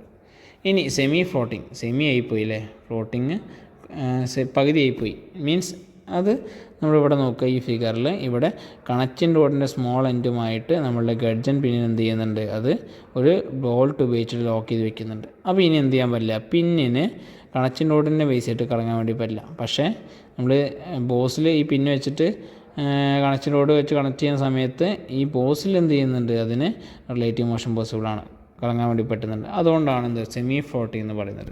നേരത്തെ 2 റിലേറ്റീവ് മോഷൻ ആയിരുന്നു, ഇപ്പോൾ എന്ത് ചെയ്യും, ഒരു റിലേറ്റീവ് മോഷനായിട്ട് മാറി. ഇനി 3ാമത്തെ ടൈപ്പാണ് സ്റ്റേഷനറി ഗഡ്ജൻ പിൻ എന്ന് പറയുന്നത്. സ്റ്റേഷനറി അല്ലേ, വാക്കിലുണ്ട്, മൂവബിൾ അല്ല. അതിൻ്റെ അർത്ഥം നമ്മൾ ഗഡ്ജൻ പിന്നിനെ ബോസിനുള്ളിൽ എന്ത് ചെയ്യുന്നുണ്ട്, 2 സെറ്റ് സ്ക്രൂവിൻ്റെ സഹായത്തോടു കൂടി ഫിക്സ് ചെയ്യുന്നുണ്ട്. എന്നിട്ടാണ് എന്ത് ചെയ്യണത്, നമ്മൾ അതിൽ സ്മോൾ എൻഡ് കണക്ട് ചെയ്യുന്നത്. അല്ലെങ്കിൽ സ്മോൾ എൻഡ് കണക്ട് ചെയ്തതിന് ശേഷം സെറ്റ് സ്ക്രൂ ഉപയോഗിച്ചിട്ട് എന്ത് ചെയ്യുന്നുണ്ട്, നമ്മളിവിടെ ബോസിൽ പിന്നിനെ ഫിക്സ് ചെയ്ത് വെക്കുന്നുണ്ട്. അപ്പോൾ ഇനി പിന്നിന് മൂവ്മെൻറ്റ് പോസിബിൾ ആണോ, അല്ല. പക്ഷേ കണക്റ്റിനോടിന് എന്ത് ചെയ്യാം, പിന്നിനെ ബേസ് ചെയ്തിട്ട് കറങ്ങാം അല്ലേ. അപ്പോൾ പക്ഷേ പിന്നിൻ്റെ റിലേറ്റീവ് മോഷൻ എന്തായി, അവിടെ പ്രിവെൻ്റ് ആയിപ്പോയി അപ്പോൾ അതുകൊണ്ടാണ് സ്റ്റേഷനറി ഗേജ് ജമ്പ് എന്ന് പറയുന്നത്. ഇത് നമ്മൾ സെറ്റ് സ്ക്രൂ ടൈപ്പ് എന്നും പറയാറുണ്ട് കേട്ടോ. സെറ്റ് സ്ക്രൂ ടൈപ്പ് ഗേജ് ജമ്പിൻ എന്ന് പറയാറുണ്ട്, വേറൊരു പേരാണ്. ഓക്കെ, അപ്പോൾ 3 രീതികൾ ഏതൊക്കെയാണെന്ന് ചോദിച്ചിട്ടുള്ളത്. 3ൻ്റെ പേരുകൾ നിങ്ങൾ പറഞ്ഞാൽ മതി, അല്ലെങ്കിൽ എഴുതിയാൽ മതി. പക്ഷേ ചിലപ്പോൾ 7 മാർക്കിൻ്റെ ക്വസ്റ്റ്യൻ നമ്മൾ അടുത്ത് ഡിസ്കസ് ചെയ്യാൻ പോകുന്ന പാർട്ട് സിയിലെ 7 മാർക്ക് ക്വസ്റ്റ്യന് ചിലപ്പോൾ ചോദിക്കാൻ ചാൻസ് ഉള്ളൊരു ക്വസ്റ്റ്യനാണ്.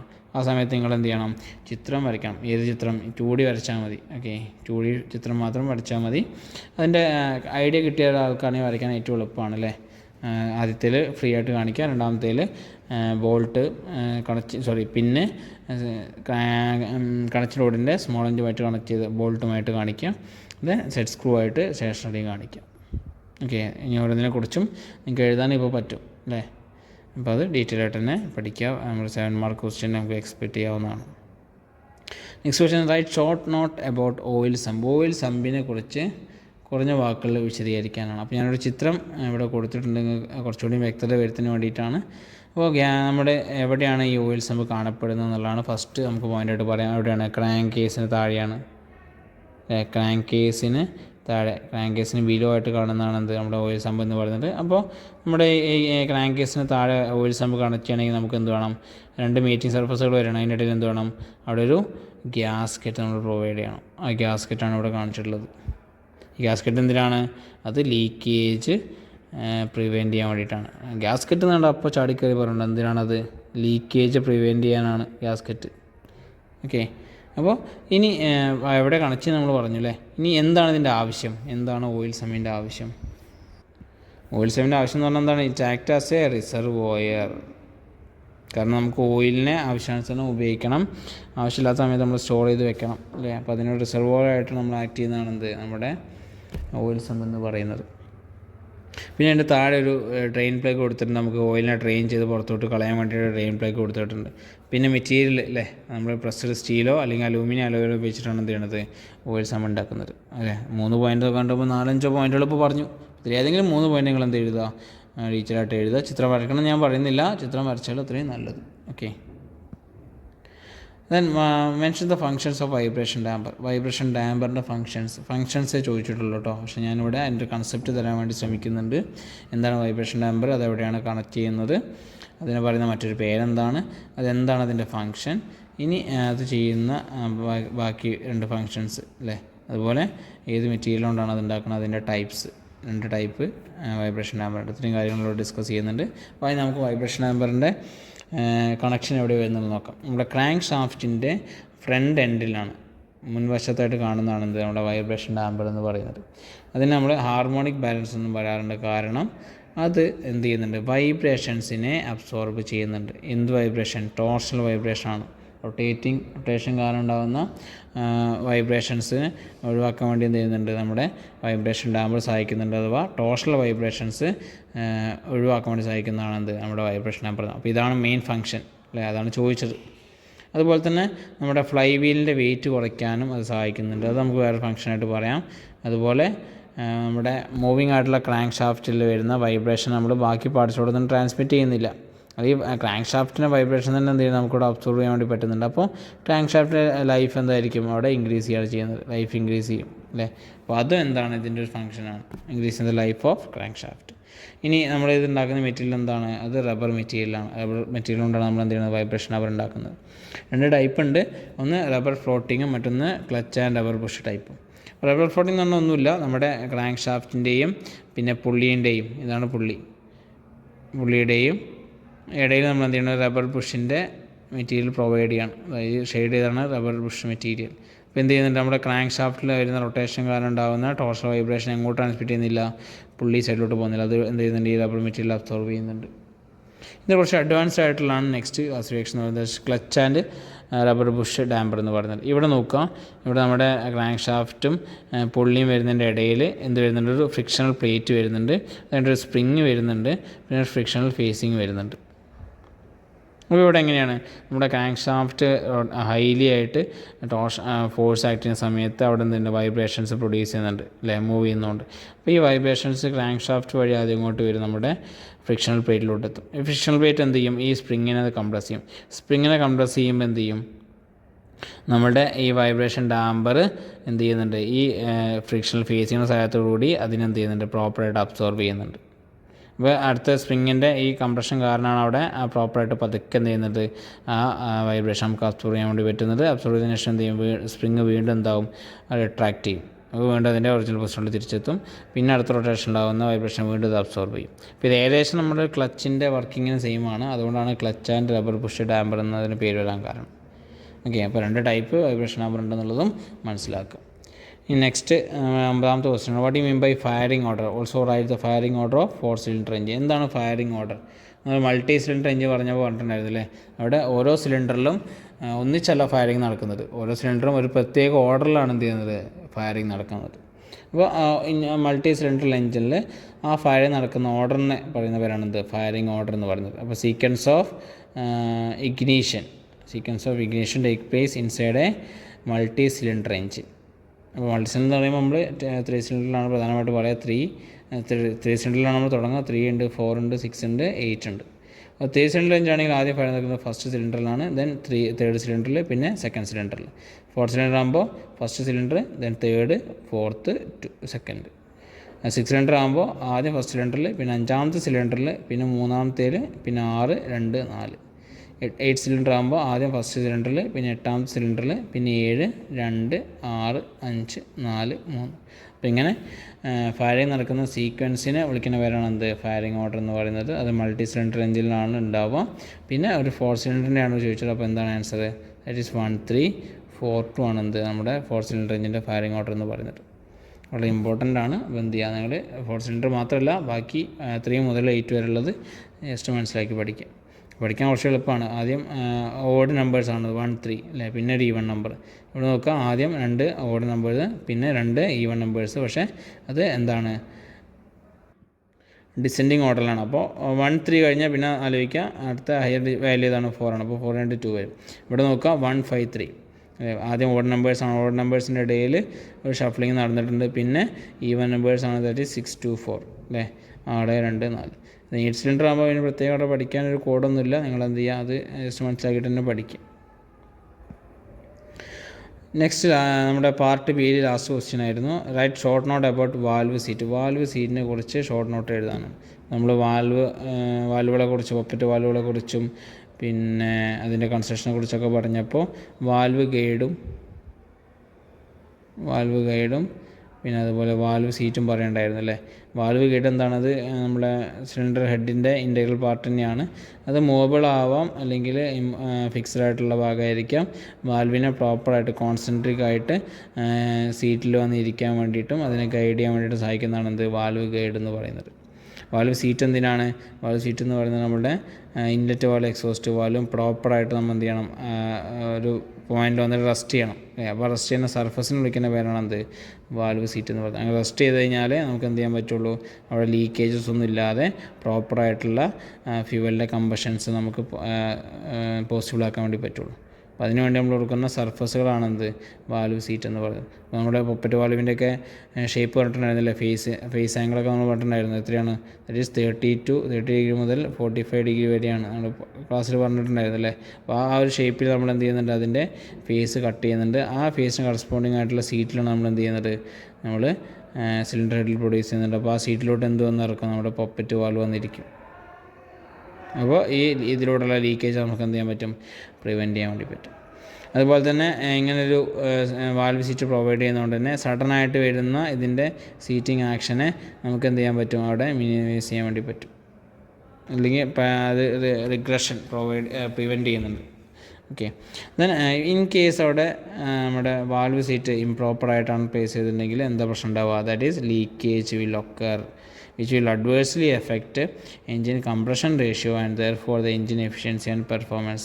അപ്പോൾ നമ്മുടെ ഇവിടെ വാൽവ് സീറ്റിൽ വാൽവുകൾ കറക്റ്റായിട്ട് വന്ന് ഇരുന്നിട്ടില്ലെങ്കിൽ അതുവഴി ലീക്കേജസ് ഉണ്ടാകും. അത് നമ്മുടെ എഫിഷ്യൻസിനെ ബാധിക്കും, അല്ലെങ്കിൽ നമ്മുടെ ആ ഒരു എഞ്ചിൻ്റെ എഫിഷ്യൻസിനെ മൊത്തമായിട്ട് അത് ബാധിക്കാൻ ചാൻസ് ഉണ്ട്.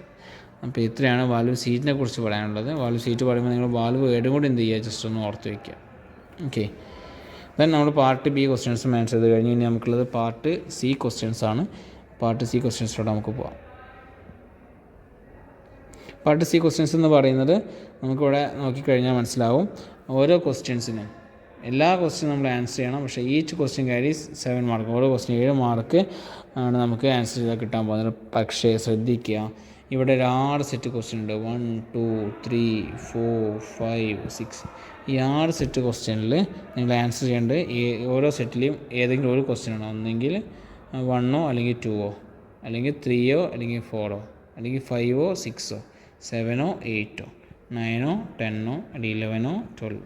ഇവിടെ എന്ത് ചെയ്യണ്ട, ഫസ്റ്റ് സെറ്റിലെ 1 2 ആൻസർ ചെയ്യണ്ട. ഇവിടെ നോക്കുക, or 1 or 2, then 3 or 4, 5 or 6, 7 or 8, 9 or 10, 11 or 12. അപ്പോൾ ഇതിൻ്റെ ഓർഡർ മനസ്സിലാക്കുക. ഓർ ക്വസ്റ്റ്യൻ നിങ്ങൾ ആൻസർ ചെയ്താൽ നിങ്ങൾക്ക് മാർക്ക് കിട്ടില്ല. നിങ്ങളിപ്പോൾ ഇൻ കേസ് ഈ സെറ്റ് 1-ലെ 1ഉം 2 ആൻസർ ചെയ്തെന്ന് വിചാരിക്കാം. അപ്പോൾ വാല്യൂ സമയത്ത് ഏതിനാണോ നിങ്ങൾക്ക് മാക്സിമം മാർക്ക് കിട്ടുന്നത് ആ മാക്സിമം മാർക്ക് അവിടെ എടുക്കുകയുള്ളൂ. ഇവിടെ രണ്ടിൻ്റെ കൂടെ മാർക്ക് അവിടെ ആഡ് ചെയ്യില്ല. അപ്പോൾ പ്രത്യേകം ശ്രദ്ധിക്കുക. ആൻസർ ചെയ്യുമ്പോൾ സി പാർട്ടിൽ നമുക്ക് ഏറ്റവും മാക്സിമം മാർക്ക് സ്കോർ ചെയ്യാൻ പറ്റുന്ന ഏരിയ ആണ് പാർട്ട് സി എന്ന് പറയുന്നത്. അപ്പോൾ നല്ല രീതിയിൽ തന്നെ എന്ത് ചെയ്യുക, ശ്രദ്ധിച്ചിട്ട് ആൻസർ ചെയ്യുക. നിങ്ങൾക്ക് അറിയുന്ന ക്വസ്റ്റ്യൻ മാത്രം ചെയ്താൽ മതി അല്ലേ. അതിനാണ് ഓർ ക്വസ്റ്റ്യൻ നമ്മളെ സഹായിക്കുന്നത്. നമ്മൾ ചില ഭാഗങ്ങൾ ടൈമിൻ്റെ ഇഷ്യൂ കൊണ്ടോ അല്ലെങ്കിൽ നമുക്ക് കൺസെപ്റ്റ് ക്ലിയർ ചെയ്യാത്തതുകൊണ്ട് നമ്മൾ ചിലപ്പോൾ ലീവ് ചെയ്തിട്ട് പോയിട്ടുണ്ടാവാം.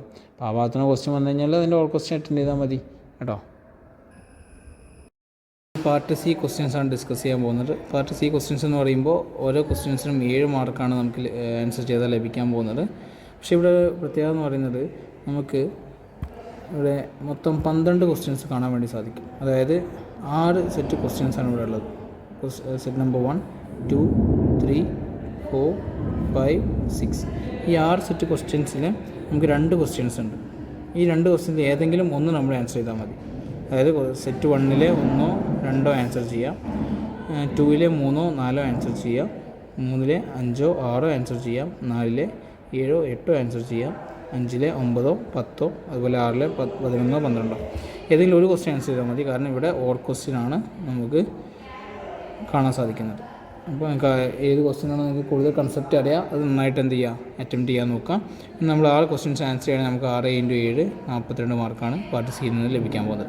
നമുക്ക് പാർട്ട് സിയിൽ ചോദിച്ചിട്ടുള്ള ക്വസ്റ്റ്യൻസ് എന്ത് ചെയ്യാം, 1 ആയിട്ട് ഡിസ്കസ് ചെയ്ത് പോവാം. Okay, first question write the classification of automobile with suitable examples എന്നുള്ളതായിരുന്നു. നമ്മൾ സാധാരണയായിട്ട് ഏതൊക്കെ രീതിയിലാണ് ഓട്ടോമൊബൈൽസിനെ ക്ലാസിഫൈ ചെയ്യുക എന്നുള്ളതാണ് ഈ ക്വസ്റ്റ്യൻ കൊണ്ട് അർത്ഥമാക്കുന്നത്. അപ്പോൾ നമുക്കറിയാം പർപ്പസിനെ ബേസ് ചെയ്തിട്ട് പ്രധാനമായിട്ടും പാസഞ്ചർ വെഹിക്കിൾസും അതുപോലെ ഗുഡ്സ് വെഹിക്കിൾസും ഉണ്ട്. പാസഞ്ചർ വെഹിക്കിൾസിന് എക്സാമ്പിളാണ് കാറ്, ജീപ്പ്, ബസ് തുടങ്ങിയവ. ഗുഡ്സ് വെഹിക്കിൾസ് നമ്മൾ സാധനങ്ങൾ, വസ്തുക്കൾ ഒരു ഭാഗത്തു നിന്ന് മറ്റൊരു ഭാഗത്തേക്ക് ട്രാൻസ്പോർട്ട് ചെയ്യാൻ വേണ്ടി ഉപയോഗിക്കുന്നതാണ് ഗുഡ്സ് വെഹിക്കിൾസ് എന്ന് നമ്മൾ പറയുക. അതിന് നമ്മൾ എക്സാമ്പിളാണ് ട്രക്ക് എന്ന് പറയുന്നത്. ഓക്കെ, ഇനി നെക്സ്റ്റ് ബേസ്ഡ് ഓൺ കപ്പാസിറ്റി, വാഹനത്തിൻ്റെ കപ്പാസിറ്റിക്ക് അനുസരിച്ച് LMV വെഹിക്കിൾസ്, ലൈറ്റ് മോട്ടോർ വെഹിക്കിൾസും ഹെവി മോട്ടോർ വെഹിക്കിൾസും ഉണ്ട്. LMV വെഹിക്കിൾസും HMV വെഹിക്കിൾസും ഉണ്ട്. നമ്മൾ ലൈസൻസ് ഒക്കെ ഉള്ള സമയത്ത് നമ്മൾ ലൈസൻസിൽ കാണാം LMV അല്ലേ, ലൈറ്റ് മോട്ടോർ വെഹിക്കിൾസ് ഓടിക്കാനുള്ള ലൈസൻസാണ് നമുക്കത് ഉദ്ദേശിക്കുന്നത്. കാറ്, മോട്ടോർ സൈക്കിൾ, സ്കൂട്ടറൊക്കെ എന്ന് പറയുന്നത് LMV കാറ്റഗറിയിൽ വരുന്നതാണ്. ഹെവി മോട്ടോർ വെഹിക്കിൾസ് നമ്മൾ സെപ്പറേറ്റ് ലൈസൻസ് എന്ത് ചെയ്യണം, അത് അപ്ലൈ ചെയ്യണം. HMV വെഹിക്കിൾസ് എന്ന് പറയും. അതിന് എക്സാമ്പിളാണ് ബസ്, കോച്ച്, ട്രാക്ടർ എന്നുള്ളതാണ്. നെക്സ്റ്റ് മൂന്നാമത്തെ ക്ലാസിഫിക്കേഷൻ ബേസ്ഡ് ഓൺ ഫ്യൂവൽ യൂസറാണ്. പ്രധാനമായിട്ടും നമ്മൾ വാഹനത്തിൽ ഉപയോഗിക്കുന്ന ഫ്യൂവൽസ് പെട്രോൾസ്, ഡീസൽസ്, അല്ലെങ്കിൽ നമ്മൾ ബാറ്ററി ഇലക്ട്രിക്കൽ വെഹിക്കിൾസ് ആയിരിക്കാം, അല്ലെങ്കിൽ സ്റ്റീം നീരാവി ഉപയോഗിച്ച് വർക്ക് ചെയ്യുന്ന എഞ്ചിൻസ് ഉണ്ടാവാം. അതുപോലെ gas vehicles, CNG compressor natural gas ഉപയോഗിച്ചിട്ട് വർക്ക് ചെയ്യുന്ന വെഹിക്കിൾസ് ഉണ്ടാവാം. അപ്പോൾ അതാണ് ഫ്യൂവലിനെ ബേസ് ചെയ്തിട്ട് വരുന്ന ക്ലാസിഫിക്കേഷൻ. പിന്നെ നമ്പർ ഓഫ് വീൽസ്, വാഹനത്തിൽ എത്രത്തോളം വീലുണ്ട്, 2 വീലർ ആവാം, 3 വീലർ, 4 വീലർ, 6 വീലർ, 8 വീലർ. നിലവിൽ നമ്മൾ 8 വീലർ അല്ലെങ്കിൽ അതിന് മുകളിലുള്ള വീൽസ് നമുക്ക് ജനറലായിട്ട് പറയാം. 8 വീൽ വെഹിക്കിൾസ് നമ്മൾ സാധാരണയായിട്ട് കണ്ടുവരാറുള്ള വെഹിക്കിൾസാണ്. ഓരോന്നിൻ്റെ എക്സാമ്പിൾസ് ഞാൻ കറസ്പോണ്ടിങ് ആയിട്ട് ഇവിടെ കൊടുത്തിട്ടുണ്ട്, നിങ്ങളത് പഠിക്കുക. കാരണം വിത്ത് സൂട്ടബിൾ എക്സാമ്പിൾസ് ആണ് ക്വസ്റ്റ്യൻ ചോദിച്ചിട്ടുള്ളത്. അപ്പോൾ നമ്മൾ എക്സാമ്പിൾസ് കൂടി ഇവിടെ കാണിക്കാനായിട്ട്. ഓക്കെ, ഈ ഡ്രൈവ് ഓഫ് ദ വെഹിക്കിൾസ്, ഈ ഒരു ക്ലാസിഫിക്കേഷൻ നമ്മുടെ ഇവിടെ കൊടുത്ത് ചെറിയൊരു മിസ്റ്റേക്ക് ഉണ്ട്. അപ്പോൾ ഞാനത് പറയുന്നില്ല. നെക്സ്റ്റ് ക്ലാസിഫിക്കേഷൻ വരുന്നത് ഡ്രൈവാണ്, ബേസ്ഡ് ഓൺ ഡ്രൈവ്. അപ്പോൾ ഇത് വരുന്നത് 5ാമത്തെ ഒരു ക്ലാസിഫിക്കേഷൻ ആയിട്ട് നമുക്ക് പറയാം, ബേസ്ഡ് ഓൺ ഡ്രൈവ്. അത് നമുക്ക് 2 രീതിയിൽ പറയാം. ഒന്ന് ഡ്രൈവറുടെ പൊസിഷൻ ബേസ് ചെയ്തിട്ട്, ഡ്രൈവറുടെ പൊസിഷൻ ലെഫ്റ്റ് ഹാൻഡ് സൈഡിലാണോ റൈറ്റ് ഹാൻഡ് സൈഡിലാണോ ബേസ് ചെയ്ത് നമുക്ക് ക്ലാസിഫൈ ചെയ്യാം. ദാറ്റ് ഈസ് ലെഫ്റ്റ് ഹാൻഡ് വെഹിക്കിൾസും ഉണ്ട്, റൈറ്റ് ഹാൻഡ് വെഹിക്കിൾസ് ഉണ്ട്. ലെഫ്റ്റ് ഹാൻഡ് വെഹിക്കിൾസ് വരുന്നത് അമേരിക്കൻ അല്ലെങ്കിൽ USA പോലുള്ള രാജ്യങ്ങളിലാണ്. റൈറ്റ് ഹാൻഡ് വെഹിക്കിൾസ് നമ്മൾ സാധാരണയായിട്ട് ഇന്ത്യയിൽ വാഹനങ്ങൾ ഓടിക്കുന്നതെല്ലാം റൈറ്റ് സൈഡിൽ ഇരുന്നിട്ടാണ്. അഥവാ റൈറ്റ് ഹാൻഡ് വെഹിക്കിൾസിന് എക്സാമ്പിൾ ഇന്ത്യൻ വെഹിക്കിൾസ് എല്ലാം വരും. പിന്നെ അത് വേണ്ടി വരുന്നതാണ് നമ്മൾ ഡ്രൈവ് കൊടുക്കുന്ന ആക്സിസിനെ ബേസ് ചെയ്തിട്ട് അത് ഫ്രണ്ട് വീലിലോട്ടുള്ള ഡ്രൈവ് കൊടുത്തിട്ട് നമ്മൾ ആ വാഹനത്തെ ചലിപ്പിക്കുന്നതാവാം. അങ്ങനെയാണെങ്കിൽ അതിനെ ഫ്രണ്ട് വീൽ വെഹിക്കിൾ എന്ന് പറയും. അത് നമ്മൾ ബാക്ക് വീലിലോട്ടാണ് ഡ്രൈവ് കൊടുത്ത് വർക്ക് ചെയ്യിപ്പിക്കുന്നത്, അതിന് റിയർ വീൽ ഡ്രൈവ് എന്ന് പറയും. അതിന് എക്സാമ്പിൾസാണ് അംബാസഡർ കാർസൊക്കെ. അല്ലെങ്കിൽ 4 വീലിലോട്ട് നമ്മൾ ഡ്രൈവ് കൊടുക്കുന്നുണ്ടെങ്കിൽ, വാഹനം ചലിപ്പിക്കുന്ന ആവശ്യമുള്ള ഡ്രൈവ് 4 വീലിലോട്ട് കൊടുക്കുന്നുണ്ടെങ്കിൽ ഓൾ വീൽ ഡ്രൈവ് എന്ന് പറയും. അതിന് എക്സാമ്പിളാണ് ജീപ്പ് എന്ന് പറയുന്നത്. then 6ാമത്തെ ഒരു ക്ലാസിഫിക്കേഷനാണ് ബേസ്ഡ് ഓൺ ട്രാൻസ്മിഷൻ ബേസ്ഡ് നമ്മൾ ക്ലാസിഫൈ ചെയ്യുകയാണെങ്കിൽ ഇവിടെ മാനുവൽ ഉണ്ട്, സെമി ഓട്ടോമാറ്റിക് ഉണ്ട്, ഫുള്ളി ഓട്ടോമാറ്റിക് ഉണ്ട്. മാനുവൽ എന്ന് പറഞ്ഞു വെച്ചാൽ നമ്മൾ ലിവർ ഉപയോഗിച്ചിട്ട് ഗിയർ ഷിഫ്റ്റ് ചെയ്യുകയാണെങ്കിൽ അതിനെ മാനുവൽ ടൈപ്പ് ട്രാൻസ്മിഷൻ എന്ന് പറയും. നമ്മൾ പെഡലും അതുപോലെ തന്നെ ഓട്ടോമാറ്റിക് ആയിട്ടുള്ള ക്ലച്ചുകൾ ഉപയോഗിച്ചിട്ട് അല്ലെങ്കിൽ ക്ലച്ചുകൾ സഹായത്തോടുകൂടി വർക്ക് ചെയ്യിപ്പിക്കുകയാണെങ്കിൽ സെമി ഓട്ടോമാറ്റിക് എന്ന് പറയും. ഫുള്ളി നമ്മൾ എപ്പിസൈക്കിൾ ഗിയർ ബോക്സിൻ്റെയൊക്കെ സഹായത്തോടുകൂടി ഓട്ടോമാറ്റിക്കായിട്ട് ഡ്രൈവ് എടുക്കുകയാണെങ്കിൽ ട്രാൻസ്മിഷൻ ഉപയോഗിക്കുകയാണെങ്കിൽ ഇതിനെ ഫുള്ളി ഓട്ടോമാറ്റിക് എന്ന് പറയും. ഓരോന്നിന് എക്സാമ്പിൾസ് ഇവിടെ സൂചിപ്പിച്ചിട്ടുണ്ട്. അപ്പോൾ എക്സാമ്പിൾസ് മറന്നു പോയത് എക്സാമ്പിൾ ക്വസ്റ്റ്യനിൽ ചോദിച്ചിട്ടുണ്ട്. ഇതാണ് നമ്മുടെ ഓട്ടോമൊബൈലിൻ്റെ ക്ലാസിഫിക്കേഷൻ എന്ന് പറയാനുള്ളത്. ഇതിൻ്റെ ഓൾ ക്വസ്റ്റ്യൻ ആയിട്ട് ചോദിച്ചിട്ടുണ്ടായിരുന്നത് ഇത് neat sketch label the name of components in three wheeler chassis. ഒരു 3-വീലർ ചേസസിൽ വരുന്ന കമ്പോണൻസ് ലേബൽ ചെയ്ത് അതിൻ്റെ ചിത്രം വരയ്ക്കാനാണ് ഈ ക്വസ്റ്റ്യൻ ചോദിച്ചിട്ടുള്ളത്. നിങ്ങൾക്ക് നേരത്തെ ക്വസ്റ്റ്യനോ അല്ലെങ്കിൽ ഈ ക്വസ്റ്റ്യനോ ഏതെങ്കിലും ഒന്ന് നിങ്ങൾ ആൻസർ ചെയ്താൽ മതി. അപ്പോൾ ചേസസ് നിങ്ങൾക്ക് 2-വീലറിൻ്റെ ചോദിക്കാം, അല്ലെങ്കിൽ 3-വീലറിൻ്റെ ചോദിക്കാം, അല്ലെങ്കിൽ 4-വീലറിൻ്റെ ചോദിക്കാം. നമ്മളിവിടെ ചോദിച്ചിട്ടുള്ളത് 3-വീലറാണ്. അപ്പോൾ നമ്മുടെ ക്ലാസ്സിൽ 2-വീലറിൻ്റെയും 4-വീലറിൻ്റെയും ചേസസ് കൺസെഷൻ പറഞ്ഞതാണ്. അപ്പോൾ നമ്മൾ 3-വീലറാണ് ഇവിടെ ഫോക്കസ് ചെയ്യാൻ പോകുന്നത്. 3-വീലറിൻ്റെ ചേസസ് എന്ന് പറഞ്ഞാൽ ഒരു സിംഗിൾ ഫ്രെയിമായിട്ടാണ് ഇത് കൺസ്ട്രക്ട് ചെയ്യുന്നത്. അപ്പോൾ ഇങ്ങനെ സ്റ്റാർട്ട് മുതൽ എൻഡിങ് വരെ ഒറ്റ ഫ്രെയിമായിട്ട് നമുക്ക് കാണാൻ സാധിക്കുന്നത്. ഈ ഫ്രെയിമിൽ അറ്റാച്ച് ചെയ്തിരിക്കുന്ന ഭാഗം എന്ന് പറഞ്ഞാൽ ഒന്ന് ഹാൻഡിൽ ബാറാണ്, പിന്നെ ഒന്ന് ഹെഡ് ലാമ്പാണ്, മറ്റൊന്ന് ഫ്രണ്ട് വീലാണ്, പിന്നെ വരുന്നത് ഇൻഡിക്കേഷൻ ലാമ്പ്, സ്പ്രിംഗ് സസ്പെൻഷൻ നമ്മൾ ഉപയോഗിക്കുന്ന coil suspension, then rear tyre, എൻജിന്, air filter, fuel tank, drivers cabin. ഇത്രയും ഭാഗങ്ങളാണ് നമുക്ക് ചേസിൻ്റെ ആയിട്ട് അടയാളപ്പെടുത്താൻ പറ്റുന്ന ഭാഗങ്ങളെന്ന് പറയുന്നത്. അപ്പോൾ ഇതൊരു ഐസോമെട്രിക് വ്യൂ ആയിട്ട് നമ്മൾ കാണിച്ചിട്ടുള്ളത്. കുറച്ചുകൂടി വ്യക്തത വരുത്തുന്നതിന് വേണ്ടിയിട്ടാണ് ഈ ഒരു വ്യൂ നമ്മൾ ഉപയോഗിച്ചിട്ടുള്ളത്. ഓക്കെ, നിങ്ങൾ ഈ ചിത്രം വരച്ചിട്ട് ഇത്രയും ഭാഗങ്ങൾ എന്ത് ചെയ്യുക, അവിടെ അടയാളപ്പെടുത്തണം. ദെൻ 3ാമത്തെ ക്വസ്റ്റ്യൻ എന്ന് പറയുന്നത് major systems and state there functions in automobile. നമ്മൾ ഓട്ടോമൊബൈലിലേക്കുന്ന മേജർ സിസ്റ്റംസ്, അവരുടെ പേര്, അവരുടെ ഫങ്ഷൻസ്, അതാണ് ചോദിച്ചിട്ടുള്ളത്.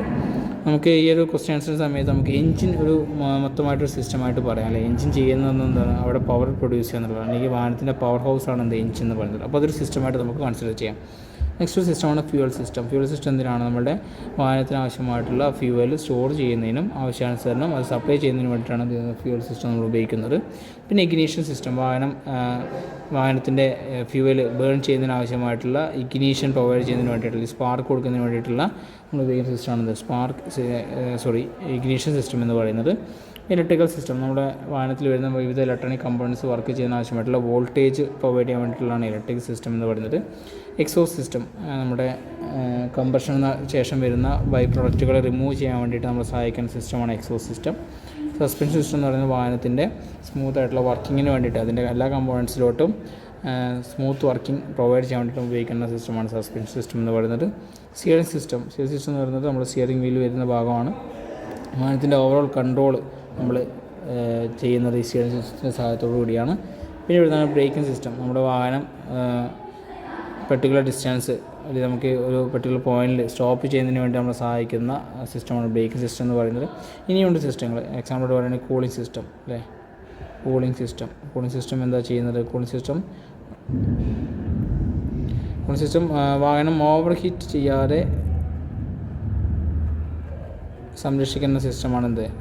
ഓവർ ഹീറ്റിംഗ് പ്രിവെൻറ്റ് ചെയ്യുന്നു. ഓക്കെ, പ്രിവെൻറ്റ് ഓവർ ഹീറ്റിംഗ്, അതാണ് കൂളിംഗ് സിസ്റ്റത്തിൻ്റെ ഫംഗ്ഷൻ എന്ന് പറയുന്നത്. നമുക്കറിയാം എയർ കൂളിങ്ങും അതുപോലെ തന്നെ വാട്ടർ കൂളിങ്ങും നമ്മുടെ വാഹനത്തിൽ ഉപയോഗിക്കാറുണ്ട്, അല്ലേ? ടു വീലറിൽ നമ്മൾ എയർ കൂളിങ്ങാണ് ഉപയോഗിക്കുക, 4-വീലർ നമ്മൾ വാട്ടർ കൂളിങ്ങാണ് ഉപയോഗിക്കുക. അപ്പോൾ കൂളിംഗ് സിസ്റ്റം നിങ്ങൾക്ക് പറയാം. അതുപോലെ നമ്മൾ മറ്റൊരു സിസ്റ്റമാണ് ലൂബ്രിക്കേറ്റിംഗ് സിസ്റ്റം എന്ന് പറയുന്നത്. ലൂബ്രിക്കേറ്റിംഗ്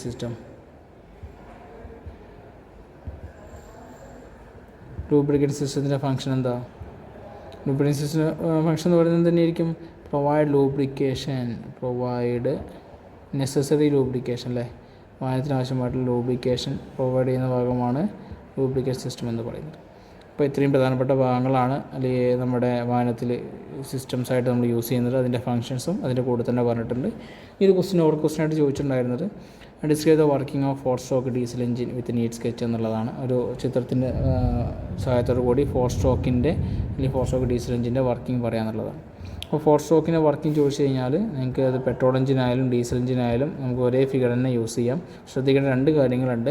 ഒന്ന്, സക്ഷൻ സ്ട്രോക്കിൻ്റെ സമയത്ത് ഉള്ളിലോട്ട് വരുന്നത് ഡീസൽ എഞ്ചിനാണെങ്കിൽ എയർ മാത്രമായിരിക്കും, പക്ഷേ പെട്രോൾ എഞ്ചിനാണെങ്കിൽ എന്തായിരിക്കും, എയർ ഫ്യൂൽ മിക്സർ ആയിരിക്കും. ആ ഒരു വ്യത്യാസമുണ്ട്. എയർ പ്ലസ് ഫ്യൂവൽ മിക്സറാണ് എവിടെ വരിക, നമ്മൾ പെട്രോൾ എഞ്ചിനിൽ വരിക സക്ഷൻ സ്ട്രോക്കിൻ്റെ സമയത്ത്. ഡീസൽ എഞ്ചിനാണെങ്കിൽ എയർ മാത്രമേ നമ്മൾ എന്ത് ചെയ്യുന്നുള്ളൂ, സക്ഷൻ്റെ സമയത്ത് സപ്ലൈ ചെയ്യുന്നുള്ളൂ. മറ്റൊരു വ്യത്യാസം എന്ന് പറയുന്നത് ഇവിടെ കൊടുക്കുന്ന ഈ സ്പാർക്ക് പ്ലഗാണ്. നമ്മൾ പെട്രോൾ എഞ്ചിനാണെങ്കിൽ ഉപയോഗിക്കുക സ്പാർക്ക് പ്ലഗാണ്. ഇത് നമ്മൾ ഡീസൽ എഞ്ചിനായതുകൊണ്ട് ഉപയോഗിക്കുന്നത് ഇഞ്ചക്ടറാണ്. അപ്പോൾ സ്പാർക്ക് പ്ലഗാണ് നമ്മൾ എന്ത് ചെയ്യുക, പെട്രോൾ എഞ്ചിനിൽ ഉപയോഗിക്കുക സ്പാർക്ക് പ്ലഗ്. ഈ 2 വ്യത്യാസങ്ങളുള്ളൂ. ബാക്കി എല്ലാ പ്രവർത്തനങ്ങളും എന്താണ്, നമ്മുടെ ഡീസൽ എഞ്ചിനും പെട്രോൾ എഞ്ചിൻ്റെയും സമാനമായിട്ട് നമുക്ക് പറയാൻ വേണ്ടി പറ്റും. അപ്പോൾ നമ്മൾ ആദ്യം ഫസ്റ്റ് സ്ട്രോക്കിൻ്റെ വർക്കിംഗ് പറഞ്ഞ സമയത്ത് നമുക്ക് ഓരോ സ്ട്രോക്കായിട്ട് തന്നെ പറയാം. ഫസ്റ്റ് സ്ട്രോക്ക് ഏതായിരുന്നു, സക്ഷൻ സ്ട്രോക്ക് ആയിരുന്നു അല്ലേ. സക്ഷൻ സ്ട്രോക്കിനെ പറയുന്ന മറ്റൊരു പേരാണ് എന്ത്, ഇൻഡക്ഷൻ സ്ട്രോക്ക് എന്ന് പറയുന്നത്. ഓക്കെ, ഇവിടെ കൊടുത്തിട്ടുണ്ട് ഇൻഡക്ഷൻ സ്ട്രോക്ക്. അപ്പോൾ സക്ഷൻ സ്ട്രോക്കിൻ്റെ സമയത്ത് നമുക്കറിയാം പിസ്റ്റൺ TDCയിൽ നിന്ന് BDC വരെ മൂവ് ചെയ്യുകയാണ് ചെയ്യുന്നത്. ഈ ഒരു സമയത്ത് ഇവിടെ ക്രിയേറ്റ് ചെയ്യുന്ന വാക്യൂം പ്രഷർ കാരണം നമ്മുടെ എയർ എന്ത് ചെയ്യുന്നു, സിലിണ്ടറിനുള്ളിലോട്ട് വരുന്നു. ഇത് പെട്രോൾ എഞ്ചിനാണെങ്കിൽ എയർ ഫ്യൂൽ മിക്സറാണ് വരിക. ഓക്കെ, അതാണ് വ്യത്യാസം. ആ സമയത്ത് ക്രാങ്ക് ഷാഫ്റ്റ് എത്ര ഡിഗ്രി കറങ്ങും, 180 ഡിഗ്രി റൊട്ടേഷൻ അവിടെ കംപ്ലീറ്റ് ചെയ്യുന്നുണ്ട്. പിന്നെ അതുപോലെ എന്ത് ചെയ്യുന്നുണ്ട്, നമ്മുടെ ഇൻലെറ്റ് വാൽവ് ഓപ്പൺ ചെയ്തിട്ടാണ് എന്ത് ചെയ്യുന്നത്, എയർ ഇതിൻ്റെ ഉള്ളിലോട്ട് വരുന്നത്. ആ സമയത്ത് എക്സോസ്റ്റ് വാൽവ് എന്താണ്, ക്ലോസ്ഡ് പൊസിഷനിലാണ്. നമുക്ക് പോയിൻ്റായിട്ട് പറയുകയാണെങ്കിൽ ഇതെല്ലാ കണ്ടീഷനിലും എഴുതാം കേട്ടോ. ഇങ്ങനെ എഴുതാം, inlet valve opens and exhaust valve remains closed. Okay, വാൽവിൻ്റെ പൊസിഷൻ പറയുകയാണെങ്കിൽ then piston moves from TDC to BDC. Then crankshaft rotated by 180 degree. അല്ലേ, പിന്നെന്താ നടക്കുന്നത്, air enters into the cylinder. Air എന്ത് ചെയ്യുന്ന സിലിണ്ടറിനുള്ളിലോട്ട് കടക്കുന്നു. ഇത്രയും കാര്യങ്ങൾ സെക്ഷൻ സ്ട്രോക്കിൻ്റെ ഭാഗമായിട്ട് നിങ്ങൾക്ക് പറയാം. അതിൻ്റെ ഫിഗറാണ് ഇവിടെ കാണാൻ സാധിക്കുന്നത്. നെക്സ്റ്റ് സ്ട്രോക്ക് എന്ന് പറയുന്നതായിരിക്കും കംപ്രഷൻ ആയിരിക്കും അല്ലേ. കംപ്രഷൻ എന്ന് പറഞ്ഞു കഴിഞ്ഞാൽ എങ്ങനെ നടക്കുന്നത്, പിസ്റ്റൺ BDCയിൽ നിന്ന് TDCയിലോട്ട് മൂവ് ചെയ്യണം. ആ സമയത്ത് നമുക്ക് ക്ലോസ്ഡ് ആയിട്ടുള്ള റീജിയൻ പ്രൊവൈഡ് ചെയ്യണം. അതിന് വേണ്ടിയിട്ട് എന്തായിരിക്കണം, എക്സോസ്റ്റ് വാൽവും പിന്നെ അതുപോലെ ഇൻലെറ്റ് വാൽവ് എന്തായിരിക്കും, ക്ലോസ്ഡ് പൊസിഷനിലായിരിക്കണം. അപ്പോൾ ഈ വാൽവുകളുടെ പൊസിഷൻ വളരെ ഇമ്പോർട്ടൻ്റ് ആണ്. ഇവിടെ രണ്ടും എന്തായിരിക്കും, ക്ലോസ്ഡ് ആയിരിക്കും. ആ സമയത്ത് ഇവിടെ ഫിക്സ്ഡ് ആയിട്ട് റീജിയനിലോട്ട് നേരത്തെ നമ്മൾ എടുത്തിട്ടുള്ള എയറിനെ എന്ത് ചെയ്യാണ്, ഇവിടെ കംപ്രസ് ചെയ്യുകയാണ്. ഇത് പെട്രോൾ എഞ്ചിനാണെങ്കിൽ എയർ ഫ്യൂൽ മിക്സറാണ് ഇവിടെ കംപ്രസ് ചെയ്യുന്നത്. അത്രേ വ്യത്യാസമുള്ളൂ. ഓക്കെ, അപ്പോൾ ഇത് മാക്സിമം ഇതിൻ്റെ ക്ലിയർ സ്പോട്ടിലോട്ട് ഇത് വരും. അത് മാക്സിമം കംപ്രഷൻ അവിടെ നടക്കുകയാണ് ചെയ്യുന്നത്. അപ്പോൾ ഈ സമയത്തും ക്രാങ്ക് ഷാഫ്റ്റ് എത്ര ഡിഗ്രി ആയിരിക്കും, 180 ഡിഗ്രിയാണ് കറങ്ങുന്നത്. പിസ്റ്റൺ BDCയിൽ നിന്ന് TDC വരെ മൂവ് ചെയ്യുന്നുണ്ട്. പിന്നെ ഇൻലെറ്റ് വാൽവ് എക്സോസ്റ്റ് വാൽവ് എന്താണ്, ക്ലോസ്ഡ് പൊസിഷനാണുള്ളത്. ഓക്കെ, സെക്ഷൻ സ്ട്രോക്കിൻ്റെ എഴുതിയ പോലെ എനിക്ക് എന്ത് ചെയ്യും, ഇവിടെ പോയിൻ്റ് എഴുതാം. അതുപോലെ നെക്സ്റ്റ് സ്ട്രോക്ക് പവർ സ്ട്രോക്കാണ്. പവർ സ്ട്രോക്ക് എന്ന് പറഞ്ഞു കഴിഞ്ഞാൽ നമ്മൾ പവർ കിട്ടുന്ന സ്ട്രോക്കാണ്. അപ്പോൾ ഈ സമയത്താണ് നമ്മൾ ഇഞ്ചക്ടർ ഉപയോഗിച്ചിട്ട് ഡീസൽ എഞ്ചിൻ എന്ത് ചെയ്യുന്നത്, ഫ്യൂൽ സ്പ്രേ ചെയ്യുന്നത്, അല്ലെങ്കിൽ സ്പാർക്ക് പ്ലഗ് ഉപയോഗിച്ചിട്ട് നമ്മൾ സ്പാർക്ക് കൊടുക്കുന്നത്. ഇപ്പോൾ ഈ ഹൈ ടെമ്പറേച്ചറിൽ നിൽക്കുന്ന ഈ ഫ്യൂവൽ, അത്രയും കംപ്രഷനിൽ നിൽക്കുന്ന സമയത്ത് തന്നെ ടെമ്പറേച്ചർ ഹൈ ആയിരിക്കും. ആ ഹൈ ടെമ്പറേച്ചർ കാരണം എന്ത് ചെയ്യും, ഇവിടെ ഫ്യൂവലിൻ്റെ ബേണിങ് നടക്കും. ബേണിങ്ങിൻ്റെ സഹായത്തോടു കൂടി എന്ത് ചെയ്യും, പിസ്റ്റൺ താഴോട്ട് നീങ്ങും. ദാറ്റ് ഈസ് TDCയിൽ നിന്ന് BDCയിലോട്ട് മൂവ് ചെയ്യാണ് പിസ്റ്റൺ ചെയ്യുന്നത്. ഓക്കെ, ആ സമയത്താണ് നമുക്ക് എന്തിട്ടുണ്ട്, പവർ കിട്ടുന്നത്. അഗെയിൻ ക്രാങ്ക് ഷാഫ്റ്റ് എത്ര ഡിഗ്രി ഇറങ്ങും, വീണ്ടും 180 ഡിഗ്രി ഇറങ്ങും. മൊത്തം എത്ര ഡിഗ്രി, ഇവിടെ 180, ഇവിടെ 180, ഇവിടെ 180. അപ്പോൾ 180 + 180 360 ഡിഗ്രിയാണ് കംപ്രഷൻ കംപ്ലീറ്റ് ചെയ്യുന്നത്. ദെൻ നെക്സ്റ്റ് 180 അതായത് 540 ഡിഗ്രിയിലാണ് എന്ത് ചെയ്യണത്, പവർ സ്ട്രോക്ക് നമുക്ക് കിട്ടുന്നത്. ലാസ്റ്റ് സ്ട്രോക്ക് എന്ന് പറയുന്നത് എന്താണ്, ലാസ്റ്റ് സ്ട്രോക്ക് എക്സോസ്റ്റ് സ്ട്രോക്കാണ് അല്ലേ. എക്സോസ്റ്റ് സ്ട്രോക്കിൽ എന്താ സംഭവിക്കുന്നത്, നമ്മൾ ബേൺ ചെയ്തിട്ടുള്ള ഗ്യാസ് നമുക്ക് റിമൂവ് ചെയ്യണം. റിമൂവ് ചെയ്യണമെങ്കിൽ ഏത് വാൽവ് ഓപ്പൺ ചെയ്യണം, നമ്മൾ എക്സോസ്റ്റ് വാൽവ് ഓപ്പൺ ചെയ്യണം. അപ്പോൾ ഇവിടെ വെച്ചിട്ടാണ് പിന്നെ എക്സോസ്റ്റ് വാൽവ് ഓപ്പൺ ചെയ്തിട്ട് പിസ്റ്റൺ BDCയിൽ നിന്ന് TDCയിലോട്ട് മൂവ് ചെയ്യുന്ന സമയത്ത് എന്ത് ചെയ്യും, ഈ എക്സോസ്റ്റ് വാൽവ് ഓപ്പണിങ്ങിലൂടെ എക്സോസ്റ്റ് ഗ്യാസസ് എന്ത് ചെയ്യും, പുറന്തള്ളി പോകും. ആ സമയത്തും ക്രാങ്ക് ഷാഫ്റ്റ് 180 ഡിഗ്രി കറങ്ങും. അഥവാ ഇവിടെ വെച്ചിട്ടാണ് 720 ഡിഗ്രി റൊട്ടേഷൻ കംപ്ലീറ്റ് ചെയ്യുന്നത്. അതായത് 2 റെവല്യൂഷൻ ഓഫ് ക്രാങ്ക് ഷാഫ്റ്റിൻ്റെ 2 റെവല്യൂഷൻ നമുക്കിവിടെ കംപ്ലീറ്റ് ചെയ്യുന്നുണ്ട്. അപ്പോഴാണ് നമുക്ക് എന്ത് കിട്ടുന്നത്, ഒരു പവർ സ്ട്രോക്ക് കിട്ടുന്നത്. അതുകൊണ്ടാണ് നമ്മളെന്ത് പറയുന്നത്, ഇതിനെ 4 സ്ട്രോക്ക് എഞ്ചിൻ എന്ന് പറയുന്നത്. ഇതന്നെ നമുക്ക് 360 ഡിഗ്രിയിൽ കിട്ടുകയാണെങ്കിൽ, അല്ലെങ്കിൽ 2 സ്ട്രോക്കിൽ നമുക്ക് കിട്ടുകയാണെങ്കിൽ നമ്മളെന്ത് പറയും, അതിനെ 2 സ്ട്രോക്ക് എഞ്ചിൻ എന്ന് പറയും. അപ്പോൾ അത്രേ വ്യത്യാസമുള്ളൂ അല്ലേ. അപ്പോൾ ഇതാണ് നമ്മുടെ എക്സോസ്റ്റ് സ്ട്രോക്ക് എന്ന് പറയുന്നത്. അപ്പോൾ അതും ഞാൻ സെക്ഷനിൽ എഴുതിയ പോലെ പോയിൻ്റായിട്ട് നിങ്ങൾ എഴുതി പഠിക്കുക. വാൽവിൻ്റെ പൊസിഷൻ, ക്രാങ്ക് ഷാഫ്റ്റിൻ്റെ ഡിഗ്രി, എന്താണ് അവിടെ നടക്കുന്ന പ്രോസസ്സ്. അപ്പോൾ ഇത് ഈ ക്വസ്റ്റ്യൻ ഐഡൻറ്റിക്കലായിട്ട് ചോദിക്കാൻ ചാൻസുള്ള ക്വസ്റ്റ്യൻ 2 സ്ട്രോക്കിൻ്റെ വർക്കിംഗ്. അപ്പോൾ ഞാൻ 4 സ്ട്രോക്കിൻ്റെ വർക്കിംഗ് ഇവിടെ കൊടുത്തിട്ടുണ്ടോ. ഇതിൽ ഇഞ്ചക്ഷൻ ഈ ഒരു സ്ട്രോക്കായിട്ട് നമ്മൾ പറയാറില്ല, ഇതൊരു പ്രോസസ്സാണ്. ഞാൻ ജസ്റ്റ് അത് തേർഡായിട്ട് അവിടെ കാണിച്ചു എന്നുള്ളത് നിങ്ങൾക്ക് മനസ്സിലാകാൻ വേണ്ടിയിട്ട്. പ്രധാനമായിട്ട് വരുന്നത് section, compression, power, then exhaust, ഇത്രയും 4 സ്ട്രോക്കാണ് നടക്കുന്നത്. ഇത് നിങ്ങൾക്ക് മനസ്സിലാകാൻ വേണ്ടിയിട്ട് ഞാൻ ആഡ് ചെയ്തൊരു ഫിഗറാണ്. ഓക്കെ, 2 സ്ട്രോക്കിൻ്റെ വർക്കിംഗ് പറയുകയാണെങ്കിൽ ഇവിടെ പ്രധാനമായിട്ടുള്ള വ്യത്യാസം എന്ന് പറയുന്നത് ഇവിടെ പോർട്ടുകളാണുള്ളത്, വാൽവുകളില്ല. അതായത് പിസ്റ്റൻ്റെ മൂവ്മെൻറ്റിൻ്റെ വഴിയാണ് എന്ത് ചെയ്യുന്നത്, നമ്മളുടെ ഓപ്പണിങ്ങുകൾ ഓപ്പൺ ചെയ്യുന്നത്. ഇവിടെ 3 ഓപ്പണിങ്ങുള്ളത്. ഒരു ഇൻലെറ്റ് പോർട്ട് ഉണ്ട്, അത് എയർ അല്ലെങ്കിൽ എയർ ഫ്യൂൽ മിക്സ് എന്ത് ചെയ്യുന്നതിനും, അത് ട്രാൻസ്ഫർ ചെയ്യുന്നതിനും ട്രാൻസ്ഫർ പോർട്ടും, അത് കമ്പഷന് ശേഷം ഫ്യൂൽ പുറത്തോട്ട് കളയുന്നതിനായിട്ടുള്ളൊരു എക്സോസ്റ്റ് പോർട്ടും. ഈ 3 പോർട്ടുകളാണുള്ളത്. ഇതാണ് 4 സ്ട്രോക്കുമായിട്ടുള്ള മറ്റൊരു വ്യത്യാസം എന്ന് പറയുന്നത്. പിന്നെ താഴെ കാണുന്ന ഈ ക്രാങ്ക് കേസും നമ്മളുടെ ഗിയർ ബോക്സും തമ്മിൽ സെപ്പറേഷൻ ഉണ്ടായിരിക്കും. രണ്ടും എന്തായിരിക്കും, സെപ്പറേറ്റ് ആയിരിക്കും ഉണ്ടാവുക. കാരണം ഈ വരുന്ന ഫ്യൂവലിനെ നമുക്ക് എന്ത് ചെയ്യണം, ക്രാങ്ക് കേസിലോട്ട് പറഞ്ഞയക്കണം. അപ്പോൾ അതിന് പ്രോപ്പറായിട്ടൊരു വോളിയം നമ്മൾ പ്രൊവൈഡ് ചെയ്യണം. അപ്പോൾ ക്രാങ്ക് ഷാഫ്റ്റും ഗിയർ ബോക്സും നമ്മൾ എന്ത് ചെയ്യും, സെപ്പറേറ്റ് ചെയ്ത് വയ്ക്കും. അതുകൊണ്ടാണ് 2 സ്ട്രോക്ക് എഞ്ചിനിൽ നമ്മൾ എണ്ണ അടിക്കുന്ന സമയത്ത് തന്നെ, അല്ലെങ്കിൽ ഫ്യൂവൽ സപ്ലൈ ചെയ്യുന്ന സമയത്ത് തന്നെ അതിലോട്ട് ലൂബ്രിക്കേറ്റിംഗ് ഓയിൽ കൂടി ഒഴിക്കും. കാരണം നമുക്ക് ഗിയർ ബോക്സും ക്രാങ്ക് കേസ് നമ്മൾ സെപ്പറേഷൻ വരുന്നുണ്ട്. അപ്പോൾ ഗിയർ ബോക്സിൻ്റെ ഭാഗത്ത് വരുന്ന ഭാഗങ്ങളിലോട്ട് ലൂബ്രിക്കേറ്റിംഗ് പ്രൊവൈഡ് ചെയ്യണമെങ്കിൽ നമ്മൾ എന്ത് ചെയ്യണം, അതിന് ഫ്യൂവലിൻ്റെ കൂടെ നമ്മൾ ലൂബ്രിക്കേറ്റിംഗ് ഓയിൽ സപ്ലൈ ചെയ്യണം. ഇതും നമ്മുടെ 4 സ്ട്രോക്കുമായിട്ടുള്ള മറ്റൊരു വ്യത്യാസമാണ്. പിന്നെ നമ്മൾ 2 സ്ട്രോക്ക് എന്ന് പറയുന്നത് എന്തായിരിക്കും, നമുക്ക് എവരി റെവല്യൂഷൻ ഓഫ് ക്രാങ്ക് ഷാഫ്റ്റിൻ്റെ എല്ലാ റെവല്യൂഷനും നമുക്ക് എന്ത് കിട്ടും, മീൻസ് ഒരു കംപ്ലീറ്റ് റെവല്യൂഷൻ കംപ്ലീറ്റ് ചെയ്യുമ്പോൾ നമുക്ക് എന്ത് കിട്ടും, പവർ കിട്ടും. അഥവാ 2 സ്ട്രോക്കിൽ നമുക്ക് എന്ത് കിട്ടും, പവർ കിട്ടും. ഇവിടെ നോക്കുക, ഇതാണ് ഫസ്റ്റ് സ്ട്രോക്ക് എന്ന് പറയുന്നത്. ഞാൻ അപ്വേർഡ് സ്ട്രോക്ക് പറയുകയാണ്. പിസ്റ്റൺ ബി ഡി സിലിനെ ടി ഡിസിലോട്ട് മൂവ് ചെയ്യുന്ന സമയത്ത് എന്ത് ചെയ്യും, ആദ്യം ഏത് വാൽവ് ഓപ്പൺ ചെയ്യും, ആദ്യം നമ്മുടെ ഇൻലെറ്റ് വാൽവ് ഓപ്പൺ ചെയ്യും. ഇൻലെറ്റ് വാൽവ് ഓപ്പൺ ചെയ്യുന്ന സമയത്ത് ഫ്യൂവൽ എന്ത് ചെയ്യും, ഇതിനുള്ളിലോട്ട് കിടക്കും. അത് എയർ ഫ്യൂൽ മിക്സറാണ്, പെട്രോൾ എഞ്ചിനാണ്, അല്ല എയർ മാത്രമാണെങ്കിൽ എന്താണ്, അത് ഡീസൽ എഞ്ചിനാണ്. അപ്പോൾ അങ്ങനെ ഉള്ളിലോട്ട് വരുന്ന എയർ അല്ലെങ്കിൽ എയർ ഫ്യൂൽ മിക്സർ എന്ത് ചെയ്യും, ക്രാങ്ക് കേസിനുള്ളിൽ ഫില്ലാവും. അപ്പോൾ സെക്ഷൻ നടന്നു. അതേ സമയത്തിന് എന്തെടുക്കുന്നുണ്ട്, മുന്നേ സ്ട്രോക്കിൽ അല്ലെങ്കിൽ മുന്നത്തെ റൊട്ടേഷനിൽ നമ്മളിവിടെ വന്നിട്ടുള്ള എയർ ഫ്യൂൽ മിക്സർ, ഇതിന് മുകളിലുണ്ടായിരുന്ന എയർ ഫ്യൂൽ മിക്സറിന് ഇവിടെ കംപ്രഷൻ ചെയ്യുന്നുണ്ട്. അപ്പോൾ സെക്ഷനും കംപ്രഷനും ഒരു സ്ട്രോക്കിൽ തന്നെ നടന്നു. ഓക്കെ, ഇനി അടുത്ത സ്ട്രോക്ക് എന്തായിരിക്കും, കംപ്രഷൻ സ്ട്രോക്കിന് ശേഷം വരുന്നത് നമ്മുടെ ഇവിടെ പവർ സ്ട്രോക്കാണ് നമുക്ക് ഇനി നെക്സ്റ്റ് നടക്കാനുള്ളത് അല്ലേ, അല്ലെങ്കിൽ പവറാണ് നമുക്ക് പ്രൊഡ്യൂസ് ചെയ്യേണ്ടത്. അപ്പോൾ ആ സമയത്ത് എന്ത് ചെയ്യണം, ഇവിടെ നമ്മൾ ഈ സ്ട്രോക്കിന് എൻഡിൽ വെച്ചിട്ട് നമ്മൾ സ്പാർക്ക് കൊടുക്കും, അല്ലെങ്കിൽ ഇഞ്ചക്ടർ ഉപയോഗിച്ചിട്ട് ഫ്യൂവൽ സ്പ്രേ ചെയ്യും. അപ്പോൾ ആ സമയത്ത് അവിടെ പവർ സ്ട്രോക്ക് നടക്കും. പവർ സ്ട്രോക്കിൻ്റെ തുടക്കത്തിൽ എന്താ ചെയ്യുന്നത്, പിസ്റ്റൺ താഴോട്ട് മൂവ് ചെയ്യണം. താഴോട്ട് വരുന്ന സമയത്ത് ആദ്യം ഏത് ഓപ്പൺ ചെയ്യും, ആദ്യം എക്സോസ്റ്റ് പോർട്ടാണ് ഓപ്പൺ ചെയ്യുന്നത്. എക്സോസ്റ്റ് പോർട്ട് ഓപ്പൺ ചെയ്യുന്ന സമയത്ത് എന്ത് ചെയ്യും, എക്സോസ്റ്റ് ഗ്യാസസ് അവിടെ പുറന്തള്ളി പുറത്തോട്ട് പോകും. അപ്പോൾ ഇവിടെ കമ്പഷനും എക്സോസ്റ്റും ഒരുമിച്ച് നടക്കുകയാണ്. അപ്പോൾ ഒരു സ്ട്രോക്കിൽ തന്നെ അത് നടക്കുന്നുണ്ട്. അപ്പോൾ ഈ ബേൺഡ് ഗ്യാസ് പുറത്ത് പോവുകയാണ്, പതുക്കെ പുറത്ത് പോകും. വീണ്ടും ഇത് താഴോട്ട് വരുമ്പോൾ അടുത്ത ഏതാ ഓപ്പൺ ചെയ്യുക, ട്രാൻസ്ഫർ പോർട്ടാണ് ഓപ്പൺ ചെയ്യുക. ട്രാൻസ്ഫർ പോർട്ട് ഓപ്പൺ ചെയ്യുന്ന സമയത്ത് എന്ത് ചെയ്യും, നേരത്തെ ക്രാങ്ക് കേസിൽ ഫിൽ ചെയ്തിട്ടുള്ള എയർ ഫ്യൂൽ മിക്സർ പതുക്കെ ഈ ഇൻലെറ്റ് പോർട്ടിൻ്റെ ഈ ഗ്യാപ്പിലൂടെ വന്നിട്ട് ട്രാൻസ്പോർട്ടർ വഴി എന്ത് ചെയ്യും, മുകളിലോട്ട് പോകും. മുകളിലോട്ട് പോകുന്ന സമയത്ത് ഇപ്പോൾ ഇവിടെ എക്സോസ്റ്റ് സ്ട്രോക്ക് നടന്നുകൊണ്ടിരിക്കുകയാണ്. ആ സമയത്തിന് നമ്മൾ ഫ്രഷ് ആയിട്ടുള്ള എയർ ഫ്യൂൽ മിക്സർ ഇതിനുള്ളിലോട്ട് വരുന്നുണ്ട്. അപ്പോൾ ഫ്രഷ് ആയിട്ട് വരുന്ന എയർ ഫ്യൂൽ മിക്സർ എന്ത് ചെയ്യും, ഇവിടെ ബാക്കിയുള്ള എക്സോസ്റ്റ് ഗ്യാസിനെ തള്ളിയിട്ടാണ് മുകളിലോട്ട് കയറി വരിക. അപ്പോൾ അതെന്ത് ചെയ്യും, ഈ എക്സോസ്റ്റ് പോർട്ട് വഴി അത് പുറത്തോട്ട് പോകും. ഈ പ്രോസസ്സിനെ നമ്മൾ സ്കാവെഞ്ചിങ് എന്ന് പറഞ്ഞാൽ, അഥവാ ഫ്രഷ് ആയിട്ടുള്ള എയർ ഫ്യൂൽ മിക്സ്ചർ അല്ലെങ്കിൽ എയർ എക്സോസ്റ്റ് ഗ്യാസിനെ പുറന്തള്ളുന്ന പ്രോസസ്സാണ് എന്ത്, സ്കാവെഞ്ചിങ്.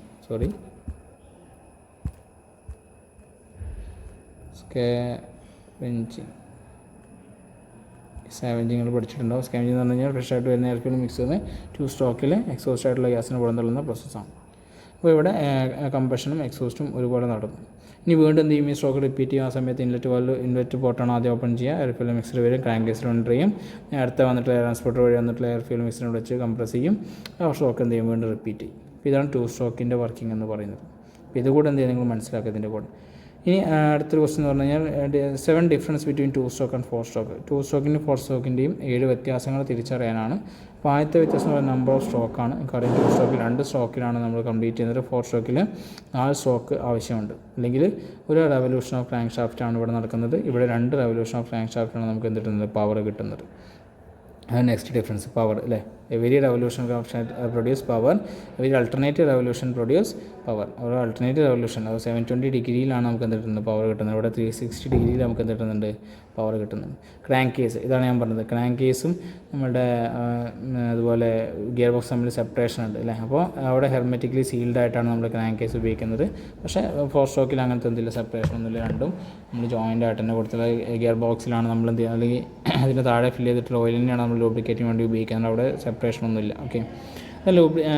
ലൂബ്രിക്കേറ്റിംഗ് ഓയിൽ കൺസപ്ഷൻ, ഓയിലിൻ്റെ കൺസപ്ഷൻ നോക്കുന്ന സമയത്ത് നമ്മൾ ഫ്രഷ് ആയിട്ടുള്ള ഫ്യൂവൽ സപ്ലൈ ചെയ്യുന്ന സമയത്ത് ഫ്യൂവലിൻ്റെ കൂടെ തന്നെയാണ് ഓയിൽ മിക്സ് ചെയ്യുന്നത്. അപ്പോൾ ഓയിൽ ഫ്യൂവൽ മിക്സ് ചെയ്തിട്ടാണ് സപ്ലൈ ചെയ്യുന്നത്. ഇവിടെ അങ്ങനെയല്ല, ഓയിൽ സമ്പിൽ സ്റ്റോർ ചെയ്തിട്ടുള്ള ഓയിലാണ് നമ്മൾ ലൂബ്രിക്കേറ്റിംഗ് പർപ്പസിന് ഉപയോഗിക്കുന്നത്. ദെൻ ചാർജിൻ്റെ അഡ്മിഷൻ ആദ്യം ക്രാങ്ക് കേസിലോട്ട് വന്നതിന് ശേഷമാണ് എന്ത് ചെയ്യുന്നത്, ട്രാൻസ്പോർട്ടർ വഴി അത് സിലിണ്ടറിൻ്റെ കമ്പഷൻ ചേമ്പറിലോട്ട് പോകുന്നത്. പക്ഷേ ഇവിടെ നേരെ 4 സ്ട്രോക്കിൽ നേരെ എങ്ങോട്ടാണ് പോകുന്നത്, കമ്പഷൻ ചേമ്പറിലോട്ടാണ് പോകുന്നത്. ഇവിടെ വാൽവുകളില്ല, വാൽവുകളിന് പകരം എന്താണ്, പോർട്ടുകളാണ് ഇവിടെ ഉള്ളത്. ഓക്കെ. ഇവിടെ നമ്മൾ വാൽവുകളുടെ ഓപ്പറേറ്റിംഗ് മെക്കാനിക്സ് ഉപയോഗിച്ചിട്ടാണ് നമ്മൾ എന്ത് ചെയ്യുന്നത്, വാൽവിൻ്റെ ഓപ്പണിങ്ങും ക്ലോസിങ്ങും ചെയ്യേണ്ടത്. ഓക്കെ. ദെൻ ഫ്യൂവൽ കൺസപ്ഷൻ നോക്കുകയാണെങ്കിൽ ഇവിടെ ഫ്യൂവൽ കൺസപ്ഷൻ കൂടുതലായിരിക്കും. കാരണം എന്താ വെച്ച് കഴിഞ്ഞാൽ ഫ്രഷ് ആയിട്ട് വരുന്ന എയർ ഫ്യൂവൽ മിക്സ്ചറും എക്സോസ്റ്റ് ഗ്യാസും നമ്മൾ മിക്സ് ചെയ്യാനുള്ള ചാൻസസ് ഉണ്ട്. അതാണ് സ്കാവെഞ്ചിങ് പറയുന്നത്. പക്ഷേ സ്കാവെഞ്ചിങ് പ്രോസസ്സ് നമ്മൾ 4 സ്ട്രോക്കിൽ ഇല്ല, അതുകൊണ്ട് ഫ്യൂവൽ കൺസപ്ഷൻ എന്തായിരിക്കും, കൂടുതലായിരിക്കും. ഇനി എക്സോസ്റ്റ് ഗ്യാസസിൻ്റെ കേസിൽ പറയുകയാണെങ്കിൽ നമ്മൾ സ്കാവെഞ്ചിങ് ഓപ്പറേഷൻ വഴിയാണ് എക്സോസ്റ്റ് ഗ്യാസ് പുറന്തള്ളുന്നത്. ഇവിടെ എങ്ങനെയാണ്, വാൽവിൻ്റെ ഓപ്പണിംഗ് വഴിയാണ് നമ്മൾ എന്ത് ചെയ്യണത്, അല്ലെങ്കിൽ എക്സോസ്റ്റ് സ്ട്രോക്ക് നമ്മൾ സെപ്പറേറ്റ് സ്ട്രോക്ക് ഉണ്ട്, അതുവഴി നമ്മൾ എക്സോസ്റ്റ് ഗ്യാസിനെ പുറന്തള്ളുന്നത്. ഇനി കൂളിംഗ് സിസ്റ്റം പറയുകയാണെങ്കിൽ നമുക്ക് കൂടുതലായിട്ടുള്ള കൂളിംഗ് റേറ്റ് എവിടെ അച്ചീവ് ചെയ്യാൻ വേണ്ടി പറ്റും, നമുക്ക് 2 സ്ട്രോക്കിൽ അച്ചീവ് ചെയ്യാൻ വേണ്ടി പറ്റും. കാരണം ഇവിടെ എല്ലാ റെവല്യൂഷനിലും എന്ത് ചെയ്യണം, പവർ സ്ട്രോക്ക് പ്രൊഡ്യൂസ് ചെയ്യുന്നതാണ്. അപ്പോൾ റേറ്റ് ഓഫ് കൂളിംഗ് എന്തായിരിക്കണം, ഇവിടെ കൊടുക്കുന്നത് കൂടുതലായിരിക്കണം compared to 4 stroke engine. Mechanical efficiency നോക്കുകയാണെങ്കിൽ എവിടെ ആയിരിക്കും ഫ്യൂൽ കൺസപ്ഷൻ കൂടുതലായിട്ട് വരുന്നത്, ഫ്യൂൽ കൺസപ്ഷനില്ല, നമ്മൾ മെക്കാനിക്കൽ എഫിഷ്യൻസി പറയുമ്പോൾ നമുക്ക് ഓരോ റെവല്യൂഷനിൽ എന്ത് കിട്ടുന്നുണ്ട്, പവർ സ്ട്രോക്ക് കിട്ടുന്നുണ്ട്. അപ്പോൾ അതുകൊണ്ട് തന്നെ ഇവിടുത്തെ മെക്കാനിക്കൽ എഫിഷ്യൻസി എന്തായിരിക്കും, കുറച്ചുകൂടി കൂടുതലായിരിക്കും. പിന്നെ കാര്യം കൂടിയുണ്ട്, ഇവിടുത്തെ മൂവിങ് പാർട്സിൻ്റെ എണ്ണം കുറവാണ്. അപ്പോൾ മെക്കാനിക്കൽ കമ്പോണൻസിൻ്റെ എണ്ണം കുറവാണ്. അതുകൊണ്ട് വീണ്ടും എന്ത് ചെയ്യും, നമുക്ക് നെറ്റ് എഫിഷ്യൻസി, മെക്കാനിക്കൽ എഫിഷ്യൻസി എന്തായിരിക്കും, കൂടുതലായിരിക്കും. പക്ഷേ മെക്കാനിക്കൽ എഫിഷ്യൻസി നമ്മൾ 4 സ്ട്രോക്ക് എഞ്ചിൻ്റെ കേസ് പറയുകയാണെങ്കിൽ 2 റെവല്യൂഷൻ കംപ്ലീറ്റ് ചെയ്യുമ്പോഴാണ് നമുക്ക് പവർ കിട്ടുന്നത്. അവിടെ വാൽവ് ഓപ്പറേറ്റ് ചെയ്യാനുള്ള മെക്കാനിക്സൊക്കെ നമ്മൾ പ്രൊവൈഡ് ചെയ്യുന്നുണ്ട്. അതുകൊണ്ട് തന്നെ മെക്കാനിക്കൽ എഫിഷ്യൻസി എന്തായിരിക്കും, കുറവായിരിക്കും. പിന്നെ യൂസസ്, സാധാരണ നമുക്കറിയാം നമ്മൾ 2 സ്ട്രോക്കുകൾ അവിടെ ഉപയോഗിക്കുന്നുള്ളത് മോട്ടോർ സൈക്കിൾസിലാണ്. ദെൻ 4 സ്ട്രോക്കിൽ ആപ്ലിക്കേഷൻ വരുന്നത് നമ്മൾ കാറ്, ബസ്, ട്രക്ക് തുടങ്ങിയവയിലാണ്. ദെൻ നോയ്സ് നമ്മൾ ഇവിടെ കമ്പോണൻസിൻ്റെ എണ്ണം പറഞ്ഞുകൊണ്ട് നമുക്ക് പറയാം, കമ്പോണൻസിൻ്റെ കുറവായതുകൊണ്ട് നോയ്സ് എന്തായിരിക്കും, കുറവായിരിക്കും. പക്ഷേ ഇവിടെ എന്തായിരിക്കും, നോയ്സ് കൂടുതലായിരിക്കും നമ്മുടെ 4 സ്ട്രോക്കിൽ ഉണ്ടാവുക. അതുപോലെ ഇവിടെ എക്സോസ്റ്റ് സ്ട്രോക്ക് സെപ്പറേറ്റ് ആയിട്ട് നടക്കുന്നുണ്ട്. അതുകൊണ്ട് തന്നെ ഓപ്പണിംഗ് വളരെ സഡൻ ആയിരിക്കും. ആ ഒരു റീസൺ കാരണം ഇവിടുത്തെ നോയ്സ് എന്തായിരിക്കും, കൂടുതലായിരിക്കും.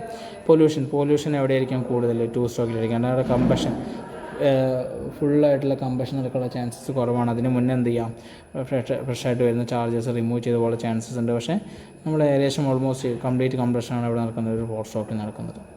അപ്പോൾ ഇതാണ് അതിൻ്റെ ഒരു കമ്പാരിസൺ എന്ന് പറയുന്നത് 2 സ്ട്രോക്കും 4 സ്ട്രോക്കും. ഇതിനെ ക്വസ്റ്റനായിട്ട് ചോദിച്ചത് identify any seven difference between petrol and diesel എഞ്ചിനാണ്. പെട്രോൾ എഞ്ചിനും ഡീസൽ എഞ്ചിനും തമ്മിലുള്ള വ്യത്യാസമാണ്. അപ്പോൾ ഇതിലേതെങ്കിലും ഒരു ക്വസ്റ്റൻ നിങ്ങൾ ആൻസർ ചെയ്താൽ മതി. ഇനി ഇതിൻ്റെ ഡിഫറൻസ് പറയുകയാണെങ്കിൽ സ്പാർക്ക് ഇഗ്നിഷനും കംപ്രഷൻ ഇഗ്നിഷനും പേര് നിങ്ങൾക്ക് അറിയാമല്ലോ.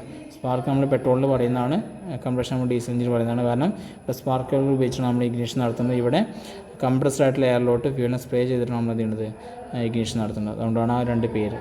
ഇനി ഇവിടെ ഉപയോഗിക്കുന്ന ഫ്യൂൽ പെട്രോളാണ്. ഡീസൽ എഞ്ചിനിൽ നമ്മൾ ഡീസൽ ഫ്യൂലാണ് ഉപയോഗിക്കുന്നത്. അതുപോലെ ഇവിടെ ഇൻടേക്കിൻ്റെ സമയത്ത് നമ്മൾ എയർ ഫ്യൂൽ മിക്സർ സപ്ലൈ ചെയ്യുന്നത്, ഇവിടെ നമ്മൾ എയർ മാത്രമാണ് സപ്ലൈ ചെയ്യുന്നത്. കംപ്രഷൻ റേഷ്യോ നമുക്കറിയാം, ഒരു കംപ്രഷൻ റേഷ്യോ എന്ന് പറഞ്ഞാൽ എന്താണ്, total volume divided by swept volume ആണ് അല്ലേ. അപ്പോൾ സബ്റ്റ് വോളിയം അല്ല, ക്ലിയറൻസ് വോളിയം. അപ്പോൾ ക്ലിയറൻസ് വോളിയം എവിടെയായിരിക്കും കൂടുതൽ, എവിടെയായിരിക്കും, അത് സ്പാർക്ക് ഇഗ്നിഷനിലായിരിക്കും. കാരണം അവിടെ 2 കമ്പോണൻസിനെ നമ്മൾ എന്ത് ചെയ്യുന്നുണ്ട്, കംപ്രസ് ചെയ്യുന്നുണ്ട്. അപ്പോൾ നമുക്ക് ഒരു കമ്പോണൻറ്റ് കംപ്രഷൻ ഇഗ്നിഷനിൽ ഡീസൽ എഞ്ചിൻ നമ്മൾ എയറിന് മാത്രമാണ് കംപ്രസ് ചെയ്യുന്നുള്ളൂ. അപ്പോൾ നമുക്ക് മാക്സിമം കംപ്രഷൻ പോസിബിൾ ആയിരിക്കും. അഥവാ ഡീസൽ എഞ്ചിനിൽ കംപ്രഷൻ വോളിയം അല്ല, ക്ലിയറൻസ് വോളിയം എന്തായിരിക്കും, കുറവായിരിക്കും. അപ്പോൾ അതുകൊണ്ട് തന്നെ അവിടെ നമുക്ക് ഹൈ കംപ്രഷൻ റേഷ്യോ ഒബ്റ്റെയിൻ ചെയ്യാൻ വേണ്ടി പറ്റും. ഏകദേശം 24:1 ആണ് ഡീസൽ എഞ്ചിൻ്റെത്, 10:1 ആണ് പെട്രോൾ എഞ്ചിൻ്റെത്. ഇനി ഇവിടെ ഓപ്പറേറ്റിംഗ് സൈക്കിളിനെ ബേസ് ചെയ്തിട്ട് ഓട്ടോ സൈക്കിളാണ് വർക്ക് ചെയ്യുന്നത്, ഡീസൽ സൈക്കിളാണ് വർക്ക് ചെയ്യുന്നത്. ഇവിടെ നമ്മൾ സ്പാർക്ക് കൊടുക്കുന്നത് സ്പാർക്ക് പ്ലഗിലാണ്. ഇവിടെ നമ്മൾ കംപ്രസ്ഡ് ആയിട്ടുള്ള എയറിലോട്ട് ഫ്യൂലിനെ സ്പ്രേ ചെയ്തിട്ടാണ് എന്ത് ചെയ്യേണ്ടത്, കമ്പഷൻ നടത്തുന്നത്. ഇനി കാർബറേറ്റർ നമ്മൾ യൂസ് ചെയ്യുന്നുണ്ട്. ഇവിടെ നമ്മൾ ഇഞ്ചക്ടർ യൂസ് ചെയ്തിട്ടാണ് എന്ത് ചെയ്യുന്നത്, ഫ്യൂലിനെ അറ്റോമൈസ് ചെയ്യുന്നത്. വൈബ്രേഷൻസ് കുറവാണ് ഡീസൽ എഞ്ചിനെ കമ്പയർ ചെയ്യുമ്പോൾ, ഇവിടെ വൈബ്രേഷൻസ് കൂടുതലാണ്. അതുകൊണ്ട് തന്നെ വൈബ്രേഷൻസ് കൂടുമ്പോൾ അവിടുത്തെ സൗണ്ടും എന്തായിരിക്കും, മോർ നോയ്സി ആയിരിക്കും അതിൻ്റെ ഓപ്പറേഷൻ എന്ന് പറയുന്നത്. പിന്നെ എഞ്ചിൻ വെയിറ്റ് നോക്കുകയാണെങ്കിൽ പെട്രോൾ എഞ്ചിന് കമ്പയർ ടു ഡീസൽ എഞ്ചിൻ എന്തായിരിക്കും, കുറവായിരിക്കും. ഒരു ഡീസൽ എഞ്ചിനാണ് വെയിറ്റ് കൂടുതലായിട്ടുണ്ടാവുക. ഇതാണ് അതിൻ്റെ ക്ലാസിഫിക്കേഷൻ എന്ന് പറയുന്നത്. ഇനി നെക്സ്റ്റ് ക്വസ്റ്റ്യൻ എന്ന് പറഞ്ഞു കഴിഞ്ഞാൽ കൺസ്ട്രക്ഷൻ ഡീറ്റെയിൽസ് ഓഫ് കണക്റ്റിംഗ് റോഡായിരുന്നു. ഒരു ചിത്രത്തിൻ്റെ സഹായത്തോടു കൂടി നമ്മൾ എന്ത് ചെയ്യാം, കണക്റ്റിംഗ് റോഡിൻ്റെ കൺസ്ട്രക്ഷൻ ഡീറ്റെയിൽസ് എക്സ്പ്ലെയിൻ ചെയ്യാനാണ് ക്വസ്റ്റ്യൻ ചോദിച്ചിട്ടുള്ളത്. അപ്പോൾ നിങ്ങൾ കൺസ്ട്രക്ഷൻ ഡീറ്റെയിൽസ് ചോദിക്കുമ്പോൾ ശ്രദ്ധിക്കേണ്ട കാര്യം എന്ന് പറഞ്ഞാൽ നമ്മളതിൻ്റെ ആ ഒരു പാർട്ടിൻ്റെ ഒരു 3 ഫീച്ചർ നമ്മൾ എഴുതണം. അതിൻ്റെ ചിത്രം ഉണ്ടായിരിക്കണം, സ്കെച്ച് ഉണ്ടായിരിക്കണം. പിന്നെ മെറ്റീരിയൽ, അത് ഉണ്ടാക്കുന്ന മെറ്റീരിയൽ ഏതാണെന്ന് നമ്മൾ പറയണം. പിന്നെ അതിൻ്റെ മാനുഫാക്ചറിങ് പ്രോസസ്സ് ഏതാണെന്നുള്ളത് നമ്മൾ അത് നോട്ടായിട്ട് കൊടുക്കണം. അപ്പോൾ ഇത്രയും കാര്യങ്ങൾ നിങ്ങൾ ഏത് കൺസ്ട്രക്ഷൻ ചോദിക്കുകയാണെങ്കിലും, ഇപ്പോൾ നമുക്കറിയാം നമ്മൾ പഠിച്ചപ്പോൾ എൻജിൻ ബ്ലോക്കിൻ്റെ കൺസ്ട്രക്ഷൻ പറഞ്ഞിട്ടുണ്ടായിരുന്നു, പിന്നെ സിലിണ്ടർ ഹെഡിൻ്റെ കൺസ്ട്രക്ഷൻ പറഞ്ഞിട്ടുണ്ടായിരുന്നു, ലൈനറിൻ്റെ കൺസ്ട്രക്ഷൻ പറഞ്ഞിട്ടുണ്ടായിരുന്നു, പിന്നെ എന്തൊക്കെയാണ് നമ്മൾ കണക്റ്റിംഗ് റോഡിൻ്റെ കണക്ഷൻ പറഞ്ഞിട്ടുണ്ടായിരുന്നു, ക്രാങ്ക് ഷാഫ്റ്റ്, പിന്നെ ക്യാം ഷാഫ്റ്റ്, പിന്നെ ഫ്ലൈ വീല്, പിന്നെ വൈബ്രേഷൻ ഡാമ്പർ, ഇതിൻ്റെയൊക്കെ അല്ലെങ്കിൽ വാൽവുകൾ, പിന്നെ ഇതിൻ്റെയൊക്കെ കൺസ്ട്രക്ഷൻ നമ്മൾ പറഞ്ഞതാണ്. അപ്പോൾ ഇതൊക്കെ കൺസ്ട്രക്ഷൻ ചോദിച്ചു കഴിഞ്ഞാൽ ഇതിൻ്റെയൊക്കെ എഴുതുന്ന നിങ്ങളെന്താണ്, അതിൻ്റെ ഫീച്ചേഴ്സ് എഴുതണം. മിനിമം ഒരു 3 പോയിൻ്റ് നമ്മൾ ഫീച്ചറായിട്ട് പറയണം. അതെന്താണ്, അതിൻ്റെ ഫംഗ്ഷൻ എന്താണ് എന്നുള്ളത് രീതിയിൽ. പിന്നെ അതിൻ്റെ ചിത്രം നമ്മൾ വരയ്ക്കണം, സ്കെച്ച് നമ്മൾ വരയ്ക്കണം. പിന്നെ എന്ത് ചെയ്യണം, അതിൻ്റെ മെറ്റീരിയൽ, അത് ഉണ്ടാക്കുന്ന മെറ്റീരിയൽ ഏതാണെന്നുള്ളത് നമ്മൾ എഴുതണം. ലാസ്റ്റായിട്ട് അത് ഉണ്ടാക്കുന്ന മാനുഫാക്ചറിങ് പ്രോസസ്സ് ഏതാണെന്നുള്ളതും നമ്മൾ നോട്ട് ചെയ്യണം. അപ്പോൾ കൺസ്ട്രക്ഷൻ ചോദിക്കുമ്പോൾ ഇത്രയും കാര്യങ്ങൾ നിങ്ങൾ ഓർമ്മയിൽ ഉണ്ടാവണം. ഞാനിവിടെ ചിത്രം ഇവിടെ കൊടുത്തിട്ടുണ്ട്. ഇതാണ് സ്മോൾ എൻഡ് എന്ന് പറയുന്നത്. സ്മോൾ എൻഡ് നമ്മൾ കണക്ട് ചെയ്യുന്നത് എവിടെയാണ്, പിസ്റ്റൻ്റെ ഹബിലാണ്, വിത്ത് യൂസിങ് ഗഡ്ജൻ പിന്നാണ്. ദെൻ ഇത് ബിഗ് എൻഡാണ്. ബിഗ് എൻഡ് കണക്ട് ചെയ്യുന്നത് നമ്മൾ ക്രാങ്ക് ഷാഫ്റ്റിലാണ്. Okay, with use of crank pin. അപ്പോൾ ഈ ചിത്രം നിങ്ങൾക്ക് അറിയാം, അതിൻ്റെ ഭാഗങ്ങൾ ജസ്റ്റ് നിങ്ങൾ നോക്കുക. ഇനി എവിടെയാണ് അതിൻ്റെ ഫീച്ചേഴ്സായിട്ട് പറയുകയാണെങ്കിൽ it connect the piston and crankshaft. പിസ്റ്റണും ക്രാങ്ക് ഷാഫ്റ്റിനും കണക്ട് ചെയ്യുന്ന ഭാഗമാണ് എന്ത്, നമ്മുടെ കണക്റ്റിംഗ് റോഡ് എന്ന് പറയുന്നത്. ഈ കണക്റ്റിംഗ് റോഡ് റെസിപ്രോക്കേറ്റ് ചെയ്യുന്ന സമയത്ത് അത് കണക്ട് ചെയ്തിട്ടുള്ള ക്രാങ്ക് ഷാഫ്റ്റ് എന്ത് ചെയ്യും, അവിടെ റൊട്ടേറ്റ് ചെയ്യും. അപ്പോൾ reciprocating motion of piston convert into rotary motion of crank shaft. അത് നെക്സ്റ്റ് ഒരു പോയിൻ്റാണ്. ഇനി കണക്ട് ചെയ്യുന്നത് സ്മോൾ എൻഡ് കണക്ട് ചെയ്യുന്നത് ഗഡ്ജൻ പിന്ന് യൂസ് ചെയ്തിട്ടാണ്. പിന്നെ അതുപോലെ ബിഗ് എൻഡ് കണക്ട് ചെയ്യുന്നത് എന്താണ്, ക്രാങ്ക് പിന്നിൻ്റെ സഹായത്തോടെയാണ്. ക്രാങ്ക് പിന്ന് ഉപയോഗിച്ചിട്ടാണ് നമ്മൾ എന്ത് ചെയ്യുന്നത്, ബിഗ് എൻഡ് കണക്ട് ചെയ്യുന്നത്. ഇനി ഇതിന് ഗഡ്ജൻ പിന്നിൻ്റെ പറയുന്ന മറ്റു പേരുകളാണ് എന്തൊക്കെയാണ്, റിസ്റ്റ് പിന്നും, നമുക്കറിയാം റിസ്റ്റ് പിന്നും പിസ്റ്റൺ പിന്നും ഗഡ്ജൻ പിന്നിൻ്റെ മറ്റു പേരുകളാണ്. ഇനി ഇതുണ്ടാക്കുന്ന മെറ്റീരിയൽ, ഇതാണ് ഇമ്പോർട്ടൻറ്റ്. ഉണ്ടാക്കുന്ന മെറ്റീരിയൽ ഏതാണ്, അലോയി സ്റ്റീലാണ് ഉണ്ടാക്കുന്ന മെറ്റീരിയൽ എന്ന് പറയുന്നത്. ഓക്കെ, പിന്നെ മാനുഫാക്ചറിങ് പ്രോസസ്സ് ഇവിടെ ഞാൻ കൊടുത്തിട്ടുള്ളതാണ് ഫോർജിങ് എന്ന മെത്തേഡോടുകൂടിയാണ് എന്ത് ചെയ്യുന്നത്, കണക്റ്റിനോട് നമ്മൾ ഉണ്ടാക്കുന്നത്. ഇനി ഇതിൽ ഹോളുകൾ ഡ്രിൽ ചെയ്തിട്ടുണ്ടാകും. ഹോളുകൾ ഡ്രിൽ എന്തിനാണ്, ലൂബ്രിക്കേഷൻ പ്രൊവൈഡ് ചെയ്യാൻ വേണ്ടിയിട്ടാണ്. അതും ഇതിൻ്റെ ഫീച്ചറായിട്ട് നമുക്ക് പറയാം. അപ്പോൾ ചിത്രം, ഫീച്ചർ, പിന്നെ അതുപോലെ ഉണ്ടാക്കുന്ന മെറ്റീരിയൽ, മാനുഫാക്ചറിങ് പ്രോസസ്സ്. അപ്പോൾ ഏത് കൺസ്ട്രക്ഷൻ ഡീറ്റെയിൽസ് ചോദിച്ചാലും ഇത്രയും കാര്യങ്ങളാണ് എന്ത് ചെയ്യുന്നുണ്ട്, നോട്ട് ചെയ്യേണ്ടത്. ഇതിൻ്റെ ഒരു ക്വസ്റ്റ്യൻ ആയിട്ട് ചോദിച്ചിട്ടുണ്ടായിരുന്നത് ഇതിൻ്റെ ഒരു ക്വസ്റ്റ്യൻ ഇല്ല, ഇതിൻ്റെ ഒരു ക്വസ്റ്റ്യൻ 7ാമത്തെ ഒരു ക്വസ്റ്റ്യൻ, അതായത് 8 ഇതായിരുന്നു. Write any 7 classification of engine based on arrangement of cylinder. സിലിണ്ടറിൻ്റെ അറേഞ്ച്മെൻറ്റ് അനുസരിച്ചുള്ള എഞ്ചിൻ ക്ലാസിഫിക്കേഷൻ പറയാനാണ് ചോദ്യം ഉണ്ടായിരുന്നത്. അപ്പോൾ നേരത്തെ പറഞ്ഞ കണക്ഷൻ റോഡിൻ്റെ കണക്ഷൻ ഡീറ്റെയിൽസോ അല്ലെങ്കിൽ ഈ ഒരു ക്വസ്റ്റ്യൻ നിങ്ങൾക്ക് ആൻസർ ചെയ്യാം. പ്രധാനമായിട്ടും വരുന്ന ക്ലാസിഫിക്കേഷൻ ഇൻലൈൻ എഞ്ചിൻ. ഇപ്പോൾ നിങ്ങൾക്ക് ഇൻലൈൻ എഞ്ചിൻ ഒരു ആക്സിസിനെ ബേസ് ചെയ്തിട്ട് ഒരു ഡയറക്ഷനിൽ മാത്രം നമ്മൾ സിലിണ്ടർ അറേഞ്ച് ചെയ്യണമെന്ന് പറയും, ഇൻലൈൻ എഞ്ചിൻ എന്ന് പറയും. ഇതിന് വി എഞ്ചിൻ എന്ന് പറഞ്ഞു കഴിഞ്ഞാൽ നിങ്ങൾക്കറിയാം, രണ്ട് ബ്ലാങ്കിൻ്റെ ഇടയിലുള്ള ആംഗിളത്തിലേക്ക് 60 ഡിഗ്രി ആയിരിക്കും ഉണ്ടാവുക. അങ്ങനെയാണെങ്കിൽ നമ്മൾ അറേഞ്ച് ചെയ്യുന്നതിന് വി എഞ്ചിൻ എന്ന് പറയും. ദെൻ റേഡിയൽ എഞ്ചിൻ നിങ്ങൾക്കിവിടെ ഒരു റേഡിയൽ ഡയറക്ഷൻ നിങ്ങൾക്ക് അറിയാം അല്ലേ, സർക്കിളിൻ്റെ റേഡിയസ്. ഈ റേഡിയൽ ഡയറക്ഷനനുസരിച്ച് നമ്മൾ എന്ത് ചെയ്യുക, സിലിണ്ടേഴ്സ് അറേഞ്ച് ചെയ്യുകയാണെങ്കിൽ ഇങ്ങനെ അറേഞ്ച് ചെയ്യണമെങ്കിൽ റേഡിയൽ എഞ്ചിൻ എന്ന് പറയും. ഓക്കെ, അതിന് ഒപ്പോസിറ്റ് സിലിണ്ടർ അല്ലെങ്കിൽ ഫ്ലാറ്റ് അല്ലെങ്കിൽ അതിനെ ബോക്സ് എഞ്ചിൻ എന്ന് പറയുന്നത്. ഒപ്പോസിറ്റ് സിലിണ്ടർ എഞ്ചിൻ എന്ന് പറഞ്ഞു കഴിഞ്ഞാൽ നമ്മുടെ ഒരു സിംഗിൾ സിലിണ്ടർ ആയിരിക്കും ഉണ്ടാവുക. ഓപ്പോസിറ്റ് എന്ന് പറഞ്ഞു കഴിഞ്ഞാൽ നമ്മൾ രണ്ട് സൈഡിൽ എന്തുണ്ടാവും, സിലിണ്ടേഴ്സ് ഉണ്ടാവും. രണ്ട് സിലിണ്ടേഴ്സിനും എന്ത് ചെയ്യും, പിസ്റ്റൺ ഉപയോഗിച്ചിട്ട് പവർ പ്രൊഡ്യൂസ് ചെയ്യണമെങ്കിൽ എന്ത് പറയും, ഓപ്പോസിറ്റ് സിലിണ്ടർ. രണ്ട് ഓപ്പോസിറ്റ് ഡയറക്ഷനാണ് സിലിണ്ടർ വെച്ചിട്ടുള്ളത്, അതാണ് opposite cylinder engine. Opposite piston engine ഉണ്ട്. ഓപ്പോസിറ്റ് പിസ്റ്റൺ എന്ന് പറഞ്ഞു കഴിഞ്ഞാൽ ഒരു സിംഗിൾ സിലിണ്ടർ ആയിരിക്കും ഉണ്ടാവും.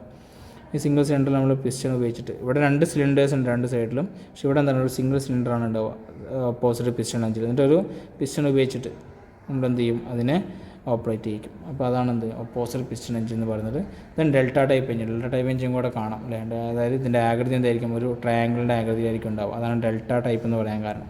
പിന്നെ എക്സ് എഞ്ചിനും കാണാം. അതിൻ്റെ ഷേപ്പ്, ബ്ലാങ്കിൻ്റെ ഷേപ്പ് എന്ന് പറഞ്ഞാൽ നമ്മുടെ ഇംഗ്ലീഷ് ലെറ്റർ എക്സ് പോലെ ആയിരിക്കും ഉണ്ടാവും. എക്സ് മാത്രമല്ല, ആ ഷേപ്പ് എച്ച് ആവാം, അല്ലെങ്കിൽ ഡബ്ല്യു ആവാം, ഇനി കെ ടൈപ്പൊക്കെ ഉണ്ട്. ഓക്കെ, അത്ര ഇമ്പോർട്ടൻ്റ് അല്ല. നിങ്ങൾ ജസ്റ്റ് എന്ത് ചെയ്യുക, അതിൻ്റെ ടൈപ്സിൻ്റെ പേരുകൾ മനസ്സിലാക്കാം.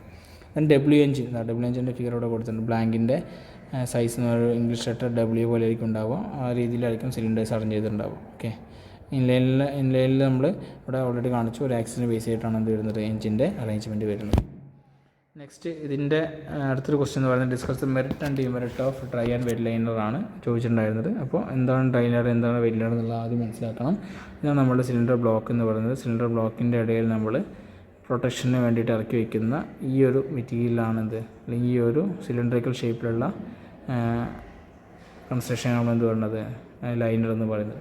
അപ്പോൾ ഈ ലൈനർ സിലിണ്ടർ ബ്ലോക്കിലുള്ള വാട്ടർ ജക്കറ്റുമായിട്ട് എന്ത് ചെയ്യാം, ഒന്നെങ്കിൽ കോൺടാക്റ്റ് വരാം, അല്ലെങ്കിൽ എന്ത് വരാം, അതിൻ്റെ ഇടയിൽ കോൺടാക്റ്റ് വരാതിരിക്കാം. അല്ലേ, ഇവിടെ ലൈനറും വാട്ടർ ജാക്കറ്റും തമ്മിൽ എന്തില്ല, കണക്ഷൻ ഇല്ല. രണ്ടിൻ്റെ ഇടയിൽ എന്തുണ്ട്, അവിടെ സ്പേസ് ഉണ്ട്. അപ്പോൾ സിലിണ്ടർ ബ്ലോക്കിൻ്റെ ഒരു ഭാഗം എന്ത് ചെയ്യുന്നുണ്ട്, ഇത് രണ്ടിൻ്റെ ഇടയിൽ വരുന്നുണ്ട്. പക്ഷേ ഇവിടെ എന്താണ്, ഡയറക്റ്റ് കോൺടാക്റ്റ് ആണ്. അതുകൊണ്ട് തന്നെ ഇവിടെ നോക്കുക, നമുക്കിത് ഈ ലൈനർ, വെറ്റ് ലൈനർ ഇതിലോട്ട് ഇറക്കി വെക്കുകയാണെന്നുണ്ടെങ്കിൽ കുറച്ചുകൂടി എന്തായിരിക്കും, എളുപ്പമായിരിക്കും. കാരണം ഇവിടെയൊക്കെ എന്താണ്, ഗ്യാപ്പുകളായിരിക്കും ഉണ്ടാവും. ഇറക്കി വെക്കുന്നതിന് മുന്നേ ഇവിടെയൊക്കെ ഗ്യാപ്പായിരിക്കും ഉണ്ടാവും. അപ്പോൾ നമുക്ക് സ്മൂത്തായിട്ട് എന്ത് ചെയ്യാം, ഇതിലോട്ട് ഇറക്കി വയ്ക്കാം. പക്ഷേ ലൈനർ ഇറക്കി വയ്ക്കുന്ന സമയത്ത് എന്തായിരിക്കണം, കുറച്ചുകൂടി സ്പെഷ്യൽ ടൂളുകൾ നമ്മൾ ഉപയോഗിക്കേണ്ടതായിട്ട്. കാരണം ഇവിടെയൊക്കെ എന്താണ്, സോൾഡ് ആയിട്ടുള്ള ഭാഗമാണുള്ളത്. അപ്പോൾ സോൾഡ് ആയിട്ടുള്ള ഭാഗത്തോട്ട് നമ്മൾ ഇതിന് ഇറക്കി വയ്ക്കുമ്പോൾ നമ്മളതിനെ ജസ്റ്റ് ഇങ്ങനെ ചെറുതായിട്ടൊന്ന് സ്ട്രിങ്ക് ചെയ്തിട്ട് വേണ്ടി വരും ഇറക്കി വയ്ക്കാൻ. ഓക്കെ, ഇനി ഫിനിഷിങ്ങിൻ്റെ ബേസിൽ പറയുകയാണെങ്കിൽ വെറ്റ് ലൈനറിന് ഡ്രൈ ലൈനറിനെ കമ്പയർ ചെയ്യുന്ന സമയത്ത് ഫിനിഷിങ് അത്ര ഇമ്പോർട്ടൻ്റ് അല്ല. കാരണം ഇവിടെ നമ്മൾ സോൾഡ് ആയിട്ടുള്ള ഒരു റീജിയനിലോട്ടാണ് നമ്മൾ എന്ത് ചെയ്യേണ്ടത്, ലൈനറിനെ ഇറക്കി വയ്ക്കുന്നത്. രണ്ടിൻ്റെ സർഫസ് എന്തായിരിക്കണം, നല്ല സ്മൂത്തായിട്ട് ഫിനിഷ് ചെയ്തിട്ടുണ്ടാവണം. അല്ലെങ്കിൽ എന്ത് ചെയ്യാൻ പറ്റില്ല, നമുക്കിത് ഇറക്കി വയ്ക്കാൻ വേണ്ടി പറ്റില്ല. ഇവിടെ അങ്ങനെയല്ല, ഇവിടെ നമ്മൾ ഗ്യാപ്പുകളാണുള്ളത്. അപ്പോൾ അതിൻ്റെ ഫിനിഷിങ് അത്രത്തോളം ഇമ്പോർട്ടൻ്റ് അല്ല. ഫിനിഷിങ് കുറഞ്ഞു കഴിഞ്ഞാൽ നമുക്ക് എന്ത് ചെയ്യാം, ഇതിലോട്ട് ഇറക്കി വയ്ക്കാൻ വേണ്ടി പറ്റും. പക്ഷേ ഇവിടെ ഒരു ഡ്രോബാക്ക് എന്ന് പറയുന്നത് നമുക്കറിയാം, ഇവിടെ നമ്മൾ ഡയറക്റ്റായിട്ട് ലൈനർ വാട്ടറായിട്ട് കോൺടാക്റ്റ് വരുന്നുണ്ട്. അപ്പോൾ ഇതിനിടയിലൂടെ ലീക്ക് ചെയ്തിട്ട് നമ്മൾ സിലിണ്ടറിനുള്ളിലോട്ട് വാട്ടർ എൻട്രി ചെയ്യാനുള്ള ചാൻസസ് ഉണ്ട്. അപ്പോൾ അത് ഒഴിവാക്കാൻ വേണ്ടി നമ്മൾ എന്ത് ചെയ്യണം, പാക്കിംഗ് റിങ്സ് അല്ലെങ്കിൽ ഓയിൽ റിങ്സ് നമ്മൾ എന്ത് ചെയ്യേണ്ടി വരും, പ്രൊവൈഡ് ചെയ്യേണ്ടി വരും.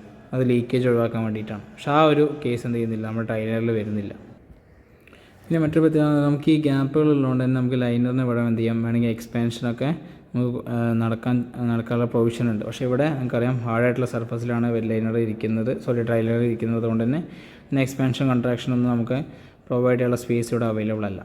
പിന്നെ മറ്റൊരു വ്യത്യാസം പറയുന്നത്, ഇവിടെ നമുക്ക് വെറ്റ് ലൈനർ വെച്ചതിന് ശേഷം ചിലപ്പോൾ എന്ത് ചെയ്യേണ്ടി വരും, നമുക്ക് ഫിനിഷ് ചെയ്യേണ്ടി വരും. പക്ഷേ ഡ്രൈ ലൈനർ വെച്ചതിന് ശേഷം നമുക്ക് എന്ത് ചെയ്യാം, ഇവിടെ ഫിനിഷ് ചെയ്യാം. കാരണം നമ്മളിവിടെ പറഞ്ഞു, ഇവിടെ ഹൈ ടെമ്പറേച്ചറിന് എക്സ്പോസ് ചെയ്യുന്ന സമയത്ത് ഇതിന് ഷ്രിങ്കേജുകൾ ഉണ്ടാവാം, അല്ലെങ്കിൽ പ്രൊജക്ഷൻസ് കാര്യങ്ങളുണ്ടാവാം.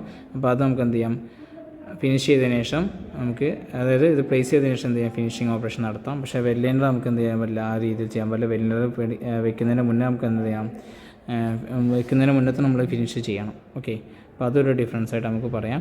പിന്നെ ഇവിടെ നമുക്ക് ഇവിടെ ടോപ്പിലും നമ്മൾ താഴെയും വരുന്ന നമുക്കൊരു ഫ്ലാഞ്ചിൻ്റെ സഹായത്തോടു കൂടി നമ്മൾ ഫിക്സ് ചെയ്യുന്നത്. ഇവിടെ നമ്മൾ ടോപ്പിൽ മാത്രം ഫ്ലാൻ ചെയ്ത് വെക്കുകയാണ്, കാരണം ഈസി ആയിട്ട് റിമൂവ് ചെയ്യാൻ വേണ്ടിയിട്ടാണത്.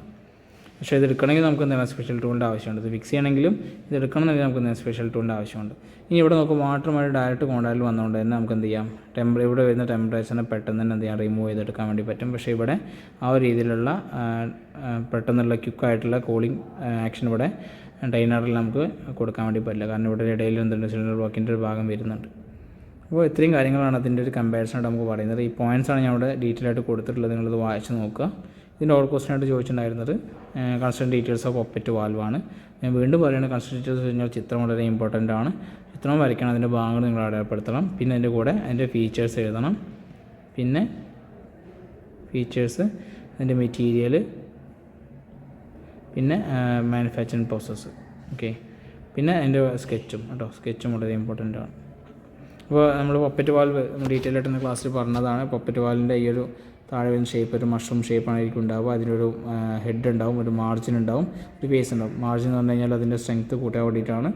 പിന്നെ ഫേസ് എന്ന് പറയുന്നത് അതിൻ്റെ വാൽവ് സീറ്റിൽ പ്രോപ്പറായിട്ട് വന്നിരിക്കുന്നതിന് വേണ്ടി കൊടുക്കുന്നതാണ്. വാൽവ് ഫേസ് എന്നാൽ അറൗണ്ട് 30 to 45 ഡിഗ്രി ആയിരിക്കും അതിൻ്റെ ആംഗിൾ എന്ന് പറയുന്നത്. പ്രോപ്പറായിട്ട് വാൽവ് സീറ്റിൽ വന്നിരിക്കാൻ വേണ്ടിയിട്ടാണ് അതിൻ്റെ ഫേസ് എന്ന് പറയുന്നത്. പിന്നെ അതിൻ്റെ സ്റ്റെം ഉണ്ടാവും. ഈ സ്റ്റെമ്മിൻ്റെ സൈസ് എഞ്ചിൻ്റെ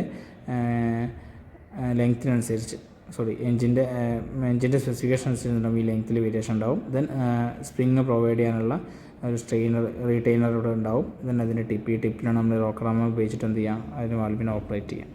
അപ്പോൾ ഇതിൻ്റെ ഫീച്ചേഴ്സ് ഞാൻ വൺ ആയിട്ട് കൊടുത്തിട്ടുണ്ട്. ഓരോന്ന് എന്തിനാണെന്നുള്ളത് ഇവിടെ പറയുന്നുണ്ട്. ദെൻ ഇതിൻ്റെ ഈ ഒരു ഫേസിൻ്റെ ഇമ്പോർട്ടൻസ് അല്ലേ, സീറ്റ് ആംഗിൾ ടു അവോയ്ഡ് ലീക്കേജോടെ ഒഴിവാക്കാൻ വേണ്ടിയിട്ട് വാൽവ് സീറ്റിൽ പ്രോപ്പറായിട്ട് ഇരുന്നാൽ തന്നെ നമുക്ക് ലീക്കേജ് ഒഴിവാക്കാൻ വേണ്ടി പറ്റും. അതിനാണ് ഈ ഒരു ഫേസിങ് പ്രൊവൈഡ് ചെയ്യുന്നത്. ദെൻ നമ്മൾ ഇതിൻ്റെ മെറ്റീരിയൽ പറയുകയാണെങ്കിൽ നമ്മൾ ഉണ്ടാക്കുന്ന മെറ്റീരിയൽ ഇൻലെറ്റ് വാൽവിന് ഒരു ടൈപ്പ് മെറ്റീരിയലാണ്, അതുപോലെ തന്നെ എക്സോസ്റ്റ് വാൽവിന് വേറെ ടൈപ്പ് മെറ്റീരിയലാണ് ഉപയോഗിക്കുക. ഇൻലെറ്റ് വാൽവ് നമ്മൾ ഉണ്ടാക്കുന്നത് നിക്കൽ ക്രോമിയം സ്റ്റീൽ കൊണ്ടാണ്. എക്സോസ്റ്റ് വാൽവ് നമ്മൾ ഉണ്ടാക്കുന്നത് ഓസ്റ്റനൈറ്റിക് സ്റ്റീൽ കൊണ്ടാണ് നമ്മൾ എന്ത് ചെയ്യുന്നത് എക്സോസ്റ്റ് വാൽവ് ഉണ്ടാക്കുന്നത്. ഓക്കെ, അപ്പോൾ ഈ ഇത് നിങ്ങൾ എന്ത് ചെയ്യുക, ആൻസർ ചെയ്യുക. Next describe the working of double over head valve mechanics ആണ്. ഡബിൾ ഓവർ ഹെഡ് വാൽവ് എന്ന് പറഞ്ഞാൽ double over head cam shaft മെക്കാനിക്സിനായിട്ട് ഉദ്ദേശിക്കുന്നത്. അപ്പോൾ നമ്മൾ ഈ ഫിഗർ ഇവിടെ വരച്ചിട്ടുണ്ടാവണം. Double over head cam shaft mechanics നിങ്ങൾക്ക് അറിയാം എന്താണ്. നമ്മൾ ഇൻലെറ്റ് വാൽവിന് എക്സോസ്റ്റ് വാൽവിന് ഓപ്പറേറ്റ് ചെയ്യാനായിട്ട് സെപ്പറേറ്റ് ക്യാം ഷാഫ്റ്റ് ഉപയോഗിച്ചിട്ടാണ് എന്ത് ചെയ്യുന്നത് ഓപ്പറേറ്റ് ചെയ്യുന്നത്. അപ്പോൾ ഒരു 4 വാൽവുള്ള എഞ്ചിനാണെന്നുണ്ടെങ്കിൽ 2 ഇൻലെറ്റ് വാൽവും അതുപോലെ തന്നെ 2 എക്സോസ്റ്റ് വാൽവും ഉണ്ടാവും. ആ 2 ഇൻലെറ്റ് വാൽവ് ഓപ്പറേറ്റ് ചെയ്യാൻ ഒരു ക്യാം ഷാഫ്റ്റും 2 എക്സോസ്റ്റ് വാൽവ് ഓപ്പറേറ്റ് ചെയ്യാൻ വേറെ സെപ്പറേറ്റ് ഒരു ക്യാം ഷാഫ്റ്റ് നമ്മൾ ഉപയോഗിക്കുകയാണ് എന്ത് പറയും, double over head cam shaft എന്ന് പറയും. ഇൻലെറ്റ് വാൽവ് എക്സോസ്റ്റ് വാൽവും ഒരേ ക്യാമിന് സ്ഥലത്തിട്ട് നമ്മൾ ഓപ്പറേറ്റ് ചെയ്യണം എന്ത് പറയും, single over head cam shaft എന്ന് പറയും. അപ്പോൾ ഈ ഒരു ഫിഗർ വരച്ചിട്ട് നിങ്ങൾ എന്ത് ചെയ്യണം, ഇതിൻ്റെ കൺസ്ട്രക്ഷൻ ഡീറ്റെയിൽസ് എന്ന് പറഞ്ഞാൽ ഇതിൻ്റെ വർക്കിംഗ് എങ്ങനെയാണെന്നുള്ളത് എഴുതണം. അപ്പോൾ നമുക്കറിയാം ക്രാങ്ക് ഷാഫ്റ്റിൽ നിന്ന് വരുന്ന ഡ്രൈവ് എടുത്തിട്ടാണ് നമ്മൾ എന്ത് ചെയ്യുന്നത് ക്യാം ഷാഫ്റ്റിനെ ഡ്രൈവ് ചെയ്യിക്കുന്നത്. അപ്പോൾ രണ്ടിൻ്റെ ക്രാങ്ക് ഷാഫ്റ്റിൻ്റെ ഒരു എൻഡിൽ നമ്മുടെ എന്തുണ്ടാവും, ഒരു ഗിയറോ ഒരു പുള്ളിയോ ഉണ്ടാവും. ആ പുള്ളിയിൽ നമ്മൾ എന്ത് ചെയ്യും, ബെൽറ്റോ അല്ലെങ്കിൽ ചെയിനോ അല്ലെങ്കിൽ ഗിയർ ഉപയോഗിച്ചിട്ട് നമ്മൾ എന്ത് ചെയ്യും, ക്യാം ഷാഫ്റ്റിൽ വരുന്ന എൻഡിൽ വരുന്ന പുള്ളീനെ അല്ലെങ്കിൽ ഗിയർ നമ്മൾ എന്ത് റൊട്ടേറ്റ് ചെയ്യിക്കും. അപ്പോൾ ഈ ഡ്രൈവ് എടുക്കുന്നതിനനുസരിച്ച് 3 രീതിയിലുള്ള ക്ലാസിഫിക്കേഷനിൽ നമുക്ക് പറയാം. അതാണ് chain drive, gear drive, belt drive എന്ന് പറയുന്നത്. അത് ഇതിൻ്റെ ക്വസ്റ്റ്യനായിട്ട് തന്നെ ചോദിച്ചിട്ടുണ്ട്. അപ്പോൾ നമുക്ക് ഡിസ്കസ് ചെയ്യുമ്പോൾ പറയാം. അപ്പോൾ ഈ രീതിയിലാണ് ഇതിലൂടെ ഡ്രൈവ് എടുക്കുന്നത്. അപ്പോൾ ആ ഡ്രൈവ് വഴി നമ്മൾ എന്ത് ചെയ്യും, ഇവിടെ 2 എന്തുണ്ടാവും, നമ്മുടെ ക്യാം ഷാഫ്റ്റ് ഉണ്ടാവും. രണ്ടിലോട്ട് നമ്മൾ എന്ത് ചെയ്യും, ഒരു സെയിം പുള്ളി ഉപയോഗിച്ചിട്ടുണ്ട് ഗിയേഴ്സ് ഉപയോഗിച്ചിട്ട് നമ്മൾ എന്ത് ചെയ്യും ഡ്രൈവ് എടുക്കും. അങ്ങനെ ഇൻലെറ്റ് വാൽവിന് എക്സോസ്റ്റ് വാൽവിന് 2 സെപ്പറേറ്റ് ക്യാം ഷാഫ്റ്റ് ഉപയോഗിച്ചിട്ട് വർക്ക് ചെയ്യണം എന്ത് ചെയ്യും, double over head cam shaft എന്ന് പറയും. അപ്പോൾ അതിൻ്റെ ഡീറ്റെയിൽസ് ഇവിടെ കൊടുത്തിട്ടുണ്ട്. ഈ ചിത്രം എന്താണ്, വളരെ ഇമ്പോർട്ടൻ്റ് ആണ്. ഇതിൻ്റെ ക്വസ്റ്റ്യൻ ചോദിച്ചത് describe the working of chain type cam shaft drive ആണ്. അപ്പോൾ ചെയിൻ ടൈപ്പ് ഉണ്ട്, അല്ലെങ്കിൽ മറ്റൊരു ടൈപ്പ് ഉണ്ട്, ഗിയർ ടൈപ്പ് ഉണ്ട്, പിന്നെ അല്ലെങ്കിൽ ബെൽറ്റ് ടൈപ്പ് ഉണ്ട്. അപ്പോൾ ക്രാങ്ക് ഷാഫ്റ്റിൽ നിന്ന് ക്യാം ഷാഫ്റ്റിലോ ഡ്രൈവ് എടുക്കുന്നത് 3 രീതിയിലാണ്. ഒന്ന് ബെൽറ്റ് ഉപയോഗിച്ച് നമ്മൾ ചെയ്യാറുണ്ട്. ബെൽറ്റ് ഉപയോഗിച്ചപ്പോഴായിരിക്കും മീഡിയം ഡിസ്റ്റൻസ് ഉള്ളപ്പോഴാണ്. ഓക്കെ, ക്യാം ഷാഫ്റ്റിന് കാഴ്ചയിൽ വരുന്ന ഡിസ്റ്റൻസ് ഒരു മീഡിയം ഡിസ്റ്റൻസിന് നമ്മൾ ഉപയോഗിക്കും. മീഡിയം ആകുമ്പോൾ നമ്മൾ ചെയിനാണ് ഉപയോഗിക്കുക കേട്ടോ, പറഞ്ഞ് മാറി പോയിട്ടുണ്ട്. മീഡിയം നമ്മൾ ചെയിനാണ് ഉപയോഗിക്കാം. ലോങ് ഡിസ്റ്റൻസ് ആകുമ്പോഴാണ് നമ്മൾ എന്ത് ഉപയോഗിക്കുക, ബെൽറ്റ് ഉപയോഗിക്കുക. നമ്മൾ ബില്ലൊക്കെ കണ്ടിട്ടുണ്ടാവും അല്ലേ, മില്ലിൽ നമ്മൾ പൊടിയൊക്കെ പൊടിക്കാൻ വേണ്ടിയിട്ട് ഉപയോഗിക്കുന്നതിൽ നമ്മൾ ബെൽറ്റ് പുള്ളി സിസ്റ്റമാണ് ഉപയോഗിക്കുക. അപ്പോൾ ലോങ് ഡിസ്റ്റൻസ് ഡ്രൈവ് എടുക്കുന്നതിനാണ് നമ്മൾ ബെൽറ്റ് ഉപയോഗിക്കുക.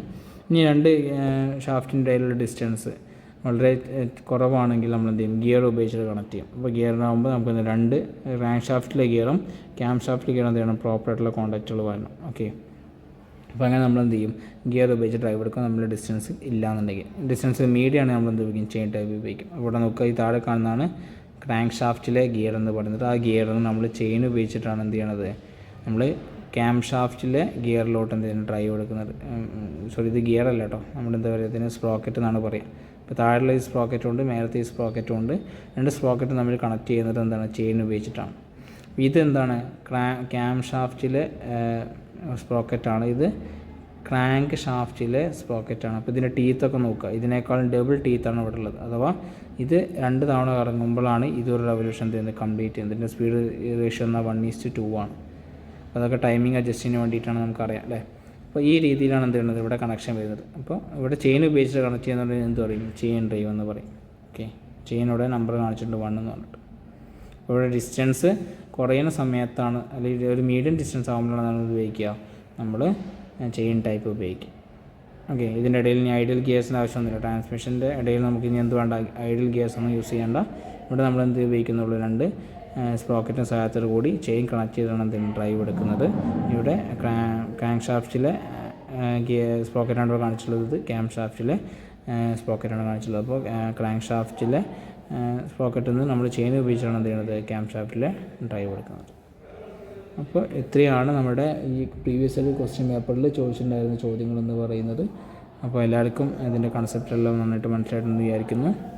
ഇത്രയും നേരം ഈ വീഡിയോ കണ്ടിട്ടുള്ള എല്ലാ എൻ്റെ പ്രിയപ്പെട്ട വിദ്യാർത്ഥികൾക്കും ഞാൻ എൻ്റെ നന്ദി അറിയിക്കുകയാണ്. അപ്പോൾ എല്ലാവർക്കും ഇതിനോടൊപ്പം തന്നെ വരുന്ന എക്സാമിന്, ഇപ്പോൾ 2023 എക്സാമിന് എല്ലാ വിധത്തിലുള്ള വിജയാശംസകളും നേരുകയാണ്. നന്നായിട്ട് പഠിച്ച് തന്നെ എക്സാം എഴുതാം. Okay, thank you.